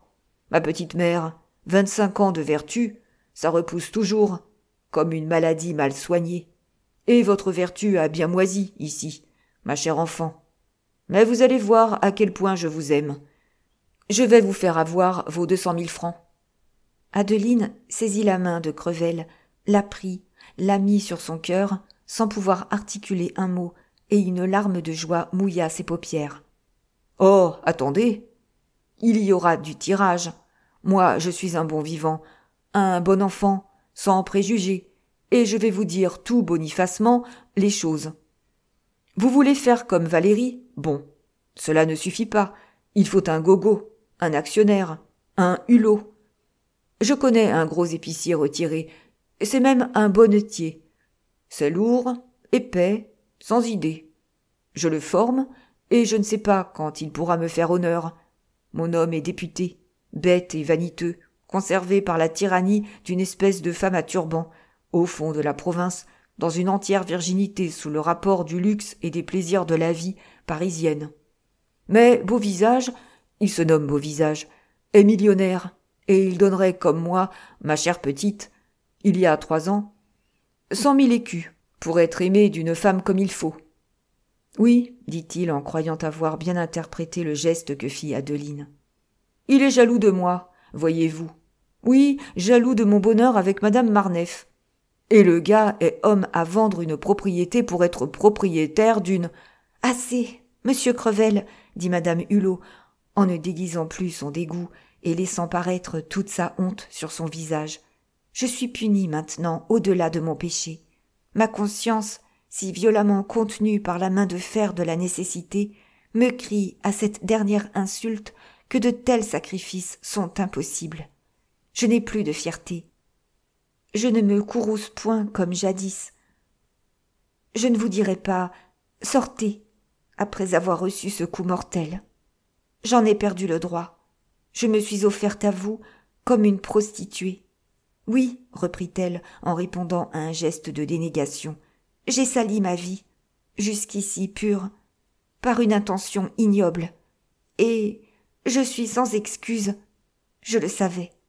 Je mérite toutes les injures dont vous m'accablez. Que la volonté de Dieu s'accomplisse. S'il veut la mort de 2 êtres dignes d'aller à lui, qu'ils meurent. Je les pleurerai. Je prierai pour eux. S'il veut l'humiliation de notre famille, courbons-nous sous l'épée vengeresse et baisons-la, chrétiens que nous sommes. Je sais comment expier cette honte d'un moment qui sera le tourment de tous mes derniers jours. Ce n'est plus madame Hulot, monsieur, qui vous parle. C'est la pauvre, l'humble pécheresse, la chrétienne dont le cœur n'aura plus qu'un seul sentiment, le repentir, et qui sera toute à la prière et à la charité. Je ne puis être que la dernière des femmes et la première des repenties par la puissance de ma faute. Vous avez été l'instrument de mon retour à la raison, à la voix de Dieu qui maintenant parle en moi. Je vous remercie. Elle tremblait de ce tremblement qui, depuis ce moment, ne la quitta plus. Sa voix pleine de douceur contrastait avec la fiévreuse parole de la femme décidée au déshonneur pour sauver une famille. Le sang abandonna ses joues, elle devint blanche et ses yeux furent secs. « Je jouais, d'ailleurs, bien mal mon rôle, n'est-ce pas ?» reprit-elle en regardant Crevel avec la douceur que les martyrs devaient mettre en jetant les yeux sur le proconsul. « L'amour vrai, l'amour saint et dévoué d'une femme a d'autres plaisirs que ceux qui s'achètent au marché de la prostitution. »« Pourquoi ces paroles ?» dit-elle en faisant un retour sur elle-même et un pas de plus dans la voie de la perfection. « Elles ressemblent à de l'ironie. Et je n'en ai point. Pardonnez-les-moi. D'ailleurs, monsieur, peut-être n'est-ce que moi que j'ai voulu blesser. » La majesté de la vertu, sa céleste lumière, avait balayé l'impureté passagère de cette femme qui, resplendissante de la beauté qui lui était propre, parut grandie à Crevel. Adeline fut en ce moment sublime comme ces figures de la religion, soutenues par une croix que les vieux Vénitiens ont peinte. Mais elle exprimait toute la grandeur de son infortune et celle de l'Église catholique où elle se réfugiait par un vol de colombes blessées. Crevel fut ébloui, abasourdi. « Madame, je suis à vous sans condition, dit-il, dans un élan de générosité. Nous allons examiner l'affaire, et... que voulez-vous ? Tenez, l'impossible. Je le ferai. Je déposerai des rentes à la banque, et dans 2 heures, vous aurez votre argent. »« Mon Dieu ! Quel miracle !» dit la pauvre Adeline en se jetant à genoux. Elle récita une prière avec une onction qui toucha si profondément Crevel que madame Hulot lui vit des larmes aux yeux. Quand elle se releva, sa prière finit. « Soyez mon ami, monsieur, lui dit-elle. Vous avez l'âme meilleure que la conduite et que la parole. Dieu vous a donné votre âme, et vous tenez vos idées du monde et de vos passions. Oh, je vous aimerais bien, s'écria-t-elle avec une ardeur angélique dont l'expression contrastait singulièrement avec ses méchantes petites coquetteries. « Ne tremblez plus ainsi, dit Crevel. « Est-ce que je tremble ?» demanda la baronne, qui ne s'apercevait pas de cette infirmité si rapidement venue. « Oui, tenez, voyez, dit Crevel en prenant le bras d'Adeline et lui démontrant qu'elle avait un tremblement nerveux. « Allons, madame, reprit-il avec respect, calmez-vous. Je vais à la banque. »« Revenez promptement.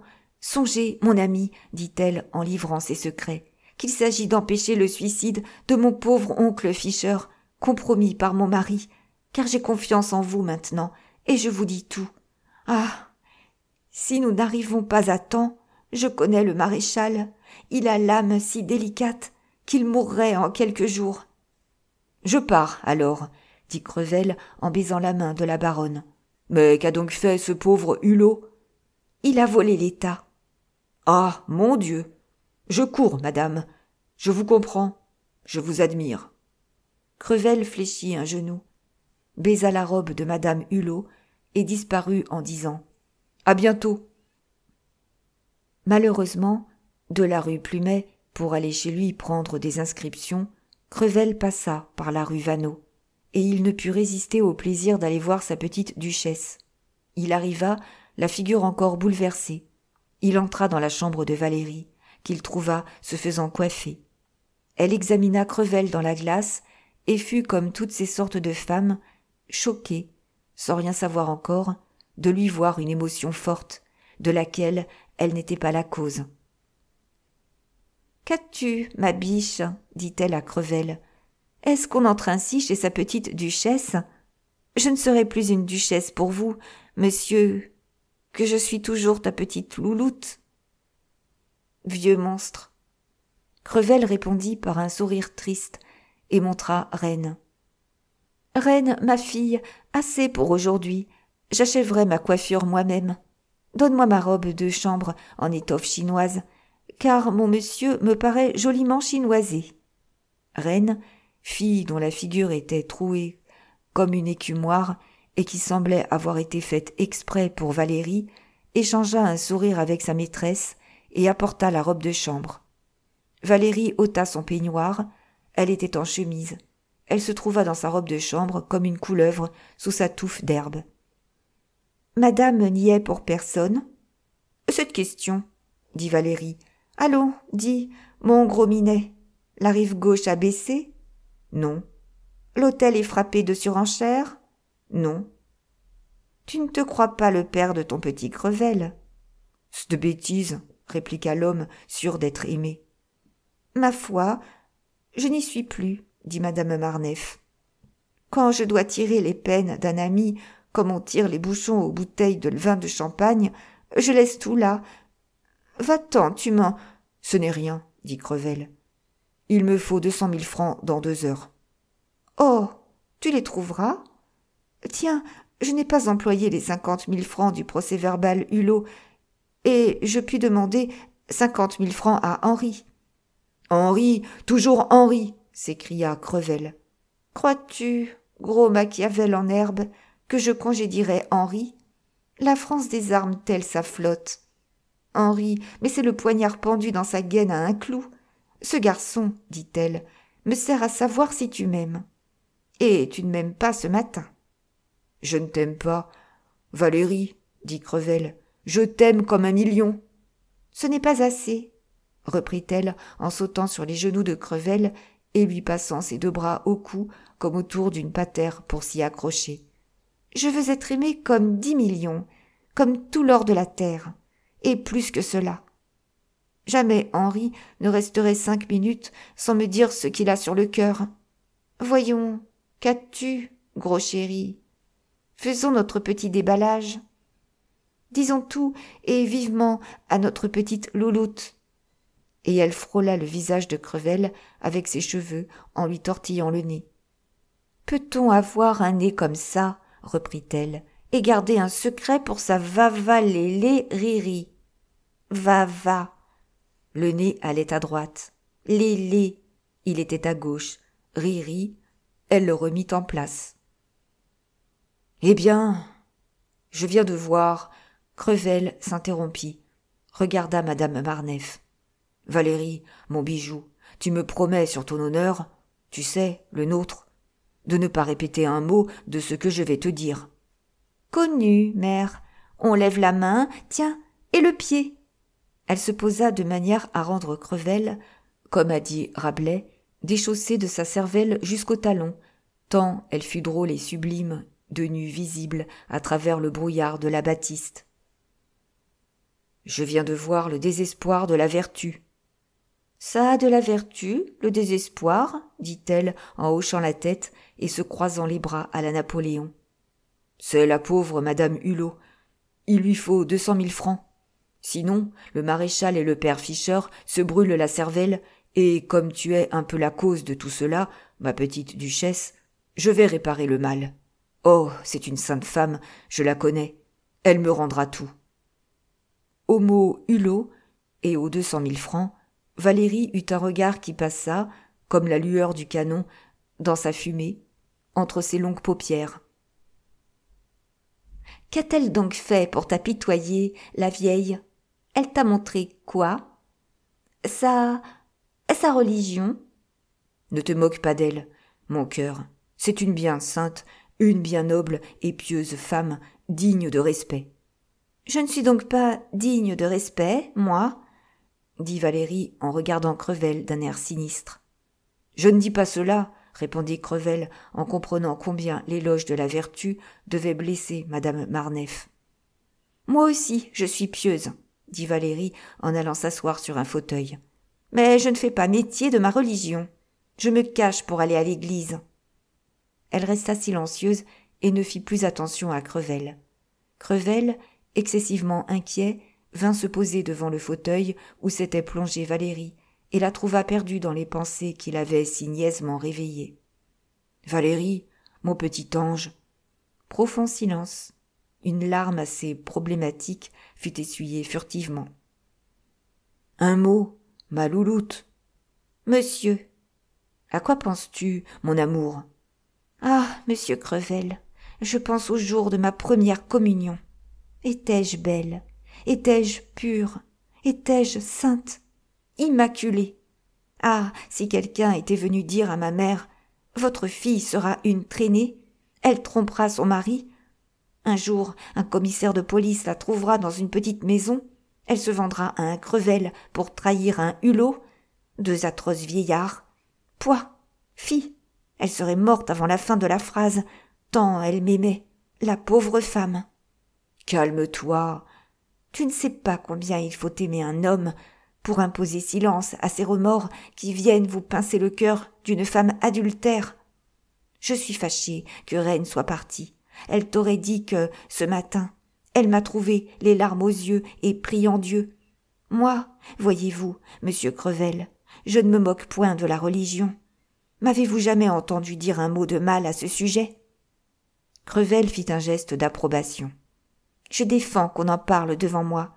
Je blague sur tout ce qu'on voudra, les rois, la politique, la finance, tout ce qu'il y a de sacré pour le monde, les juges, le mariage, l'amour, les jeunes filles, les vieillards. Mais l'Église, mais Dieu, oh là, moi, je m'arrête. Je sais bien que je fais mal, que je vous sacrifie mon avenir. Et vous ne vous doutez pas de l'étendue de mon amour ? Crevel joignit les mains. Ah, il faudrait pénétrer dans mon cœur, y mesurer l'étendue de mes convictions pour savoir tout ce que je vous sacrifie. Je sens en moi l'étoffe d'une Madeleine. Aussi, voyez de quel respect j'entoure les prêtres. Comptez les présents que je fais à l'église. Ma mère m'a élevée dans la foi catholique, et je comprends Dieu. C'est à nous autres, pervertis, qu'il parle le plus terriblement. Valérie essuya 2 larmes qui roulèrent sur ses joues.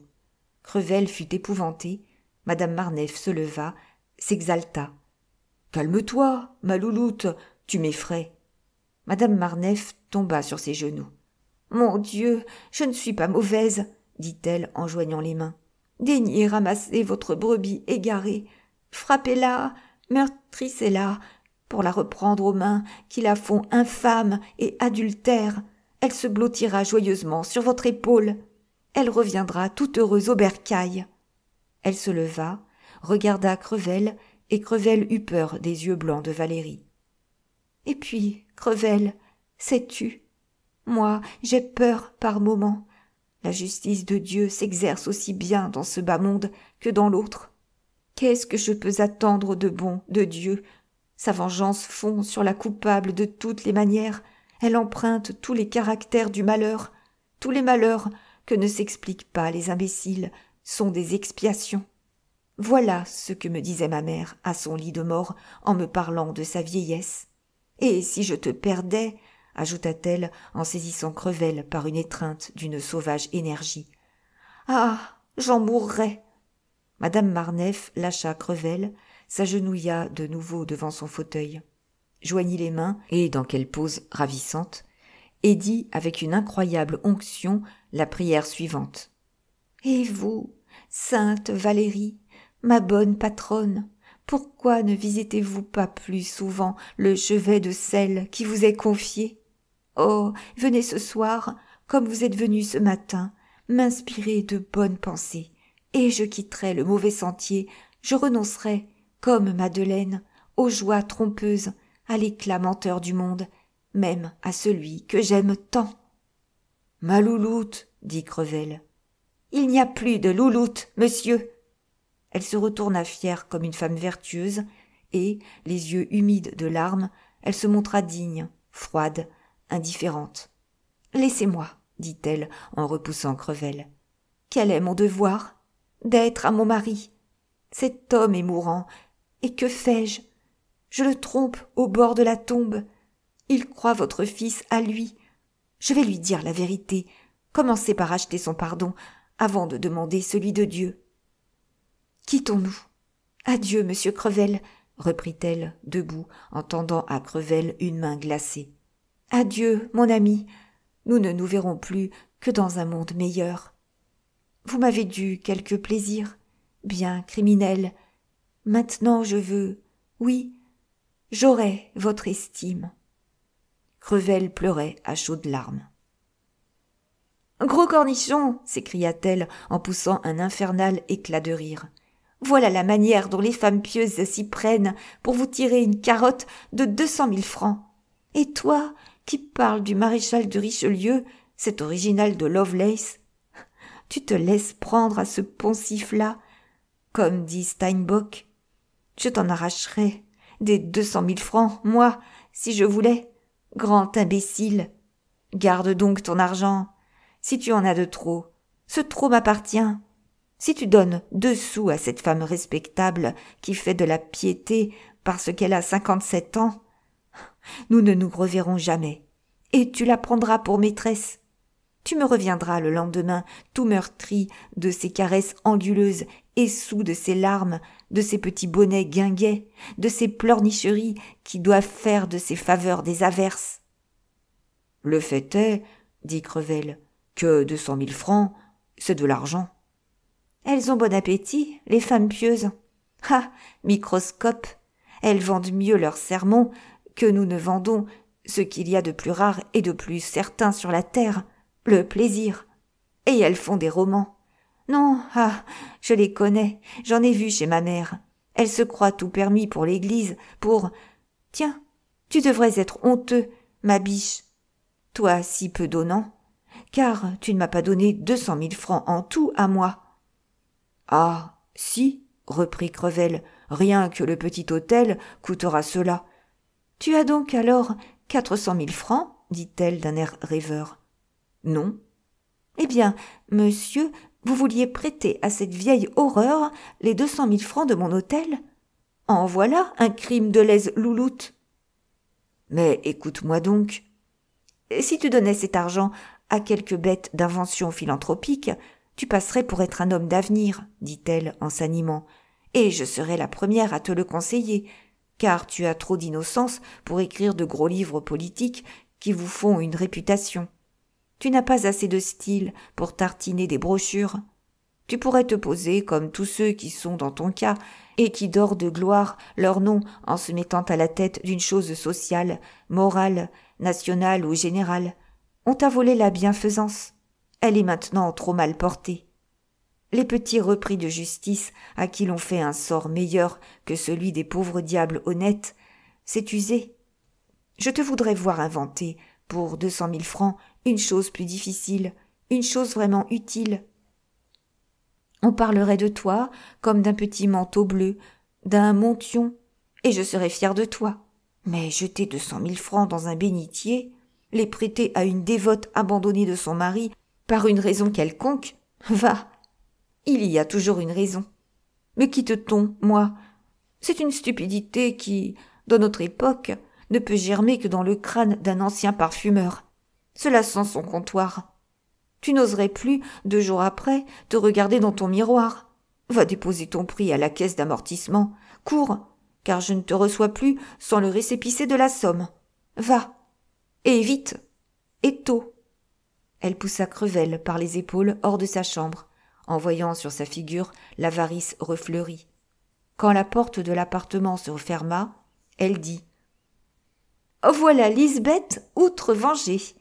Quel dommage qu'elle soit chez son vieux maréchal. Aurions-nous ri. Ah, la vieille peut m'ôter le pain de la bouche. Je vais te la secouer, moi. » Obligé de prendre un appartement en harmonie avec la première dignité militaire, le maréchal Hulot s'était logé dans un magnifique hôtel, situé rue du Montparnasse, où il se trouve 2 ou 3 maisons princières. Quoiqu'il eût loué tout l'hôtel, Il n'en occupait que le rez-de-chaussée. Lorsque Lisbeth vint tenir la maison, elle voulut aussitôt sous-louer le premier étage qui, disait-elle, payerait toute la location. Le comte serait alors logé pour presque rien. Mais le vieux soldat s'y refusa. Depuis quelques mois, le maréchal était travaillé par de tristes pensées. Il avait deviné la gêne de sa belle-sœur. Il en soupçonnait les malheurs, sans en pénétrer la cause. Ce vieillard, d'une sérénité si joyeuse, devenait taciturne. Il pensait qu'un jour sa maison serait l'asile de la baronne Hulot et de sa fille, et il leur réservait ce premier étage.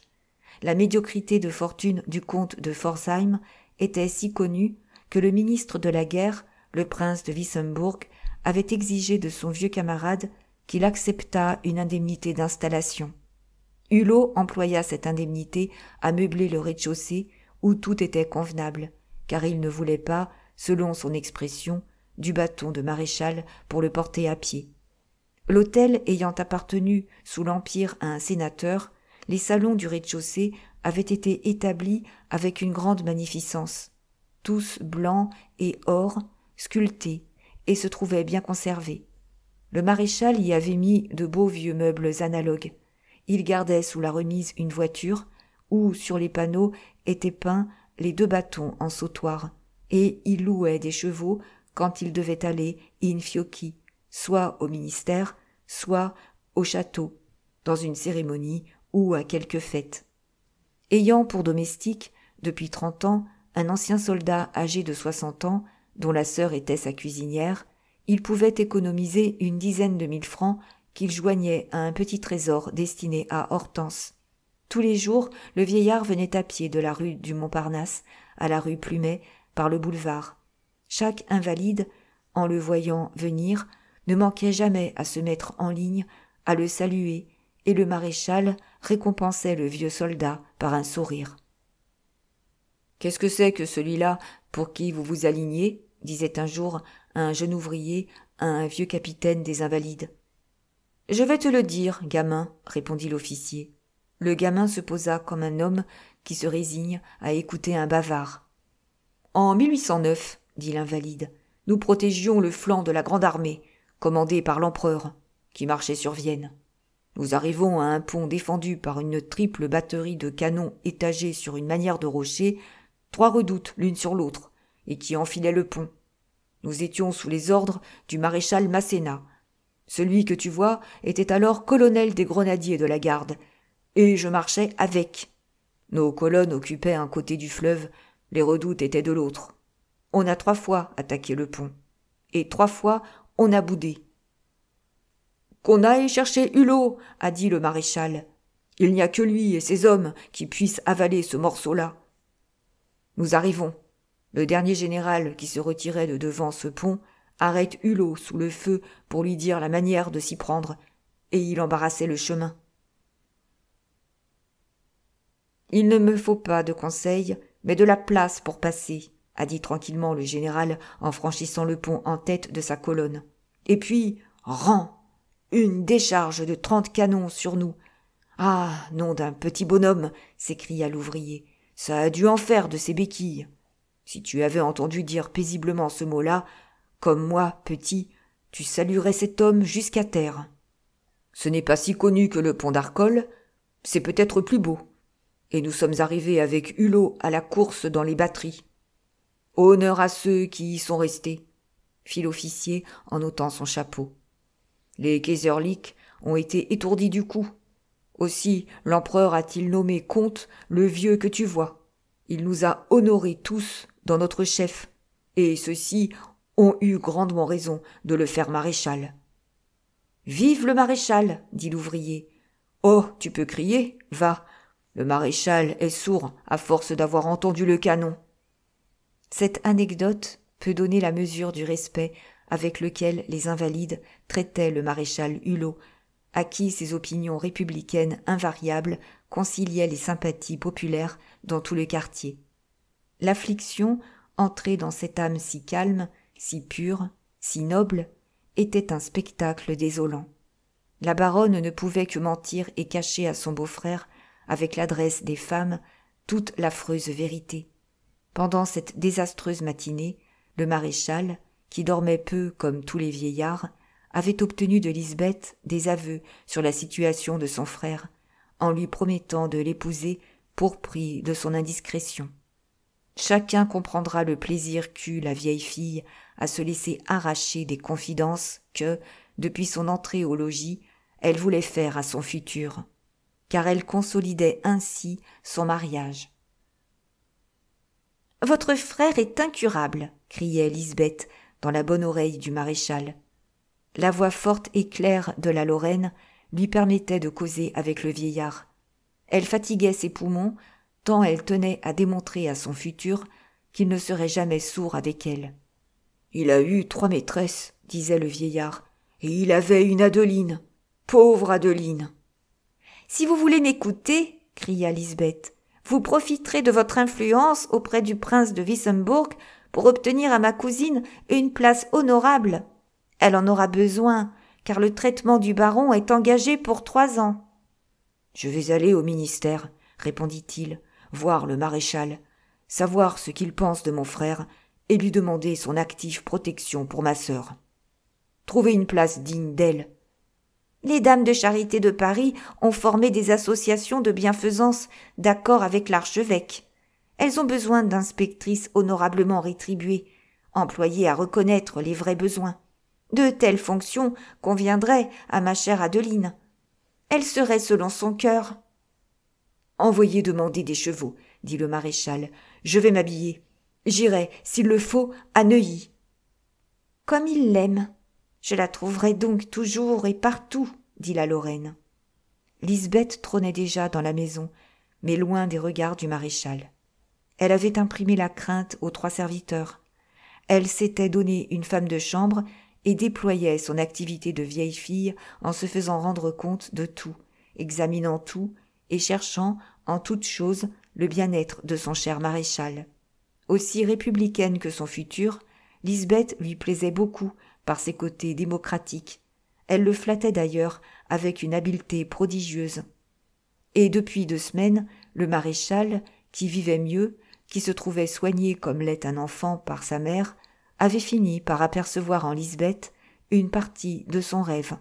« Mon cher maréchal, cria-t-elle en l'accompagnant au perron, levez les glaces, ne vous mettez pas entre 2 airs, faites cela pour moi. » Le maréchal, ce vieux garçon, qui n'avait jamais été dorloté, partit en souriant à Lisbeth, quoiqu'il eût le cœur navré.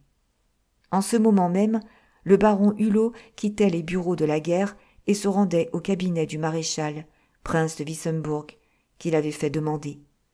Quoiqu'il n'y eût rien d'extraordinaire à ce que le ministre mandât un de ses directeurs généraux, la conscience de Hulot était si malade qu'il trouva je ne sais quoi de sinistre et de froid dans la figure de Mitouflet.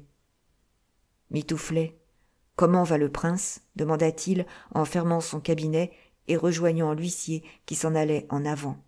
« Il doit avoir une dent contre vous, monsieur le baron, » répondit l'huissier, « car sa voix, son regard, sa figure sont à l'orage. » Hulot devint blême et garda le silence. Il traversa l'antichambre, les salons, et arriva, les pulsations du cœur troublées, à la porte du cabinet. Le maréchal, alors âgé de 70 ans, les cheveux entièrement blancs, la figure tannée comme celle des vieillards de cet âge, se recommandait par un front d'une ampleur telle que l'imagination y voyait un champ de bataille. Sous cette coupole grise, chargée de neige, brillaient, assombris par la saillie très prononcée des 2 arcades sourcilières, les yeux d'un bleu napoléonien. Ordinairement triste, plein de pensées amères et de regrets. Ce rival de Bernadotte avait espéré reposer sur un trône, mais ses yeux devenaient 2 formidables éclairs lorsqu'un grand sentiment s'y peignait. La voix, presque toujours caverneuse, jetait alors des éclats stridents. En colère, le prince redevenait soldat. Il parlait le langage du sous-lieutenant Cotin, il ne ménageait plus rien. Hulot d'Ervy aperçut ce vieux lion, les cheveux épars comme une crinière, debout à la cheminée, les sourcils contractés, le dos appuyé au chambranle et les yeux distraits en apparence.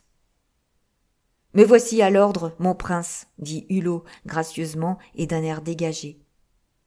Le maréchal regarda fixement le directeur, sans mot dire, pendant tout le temps qu'il mit à venir du seuil de la porte à quelques pas de lui. Ce regard de plomb fut comme le regard de Dieu. Hulot ne le supporta pas. Il baissa les yeux d'un air confus. « Il sait tout, pensa-t-il. »« Votre conscience ne vous dit-elle rien ?» demanda le maréchal de sa voix sourde et grave. « Elle me dit, mon prince, que j'ai probablement tort de faire, sans vous en parler, des razzias en Algérie. À mon âge, et avec mes goûts, après 45 ans de service, je suis sans fortune. Vous connaissez les principes des 400 élus de la France. Ces messieurs envient toutes les positions. Ils ont rogné le traitement des ministres. C'est tout dire. Allez donc leur demander de l'argent pour un vieux serviteur. Qu'attendre de gens qui payent aussi mal qu'elle l'est la magistrature, qui donne 30 sous par jour aux ouvriers du port de Toulon, quand il y a impossibilité matérielle d'y vivre à moins de 40 sous pour une famille, qui ne réfléchissent pas à l'atrocité des traitements d'employés à 600, à 1000 et à 1200 francs dans Paris, et qui, pour eux, veulent nos places, quand les appointements sont de 40 000 francs. Enfin, qui refusent à la couronne un bien de la couronne confisqué en 1830 à la couronne. Et un naquet fait des deniers de Louis XVI encore. Quand on le leur demandait pour un prince pauvre. Si vous n'aviez pas de fortune, on vous laisserait très bien, mon prince, comme mon frère, avec votre traitement tout sec, sans se souvenir que vous avez sauvé la grande armée, avec moi, dans les plaines marécageuses de la Pologne. Vous avez volé l'État. Vous vous êtes mis dans le cas d'aller en cour d'assises, dit le maréchal, comme ce caissier du trésor. Et vous prenez cela, monsieur, avec cette légèreté? Quelle différence, monseigneur, s'écria le baron Hulot. Ai-je plongé les mains dans une caisse qui m'était confiée? Quand on commet de pareilles infamies, dit le maréchal, on est 2 fois coupable. Dans votre position, de faire les choses avec maladresse.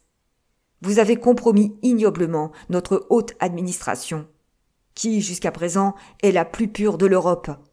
Et cela, monsieur, pour 200 000 francs, et pour une gueuse, dit le maréchal d'une voix terrible. Vous êtes conseiller d'État, et l'on punit de mort le simple soldat qui vend les effets du régiment. Voici ce que m'a dit un jour le colonel Pourrin, du 2e lancier. À Saverne, un de ces hommes aimait une petite Alsacienne qui désirait un châle. La drôlesse fit tant que ce pauvre diable de lancier, qui devait être promu maréchal des logis chef, après 20 ans de service, l'honneur du régiment, a vendu, pour donner ce châle, des effets de sa compagnie. Savez-vous ce qu'il a fait, le lancier, baron d'Ervy? Il a mangé les vitres d'une fenêtre après les avoir pilées, et il est mort de maladie, en 11 heures, à l'hôpital. Tâchez, vous, de mourir d'une apoplexie, pour que nous puissions vous sauver l'honneur. Le baron regarda le vieux guerrier d'un œil hagard, et le maréchal, voyant cette expression qui révélait un lâche, eut quelque rougeur aux joues.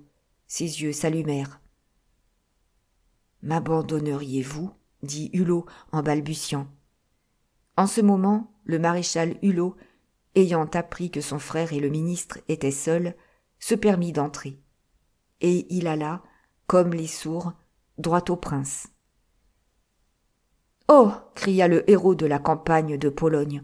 « Je sais ce que tu viens faire, mon vieux camarade, mais tout est inutile. »« Inutile » répéta le maréchal Hulot, qui n'entendit que ce mot. « Oui, tu viens me parler pour ton frère, mais sais-tu ce qu'est ton frère ?»« Mon frère » demanda le sourd. « Eh bien, » cria le maréchal, « c'est un J.F. indigne de toi. » Et la colère du maréchal lui fit jeter par les yeux ces regards fulgurants qui, semblables à ceux de Napoléon, brisaient les volontés et les cerveaux. « Tu en as menti, Cotin !» répliqua le maréchal Hulot, devenu blême. « Jette ton bâton, comme je jette le mien. Je suis à tes ordres. » Le prince alla droit à son vieux camarade, le regarda fixement et lui dit dans l'oreille, en lui serrant la main. « Es-tu un homme ? Tu le verras. Eh bien, tiens-toi ferme. Il s'agit de porter le plus grand malheur qui pût t'arriver. » Le prince se retourna, prit sur sa table un dossier, le mit entre les mains du maréchal Hulot en lui criant « Lis !»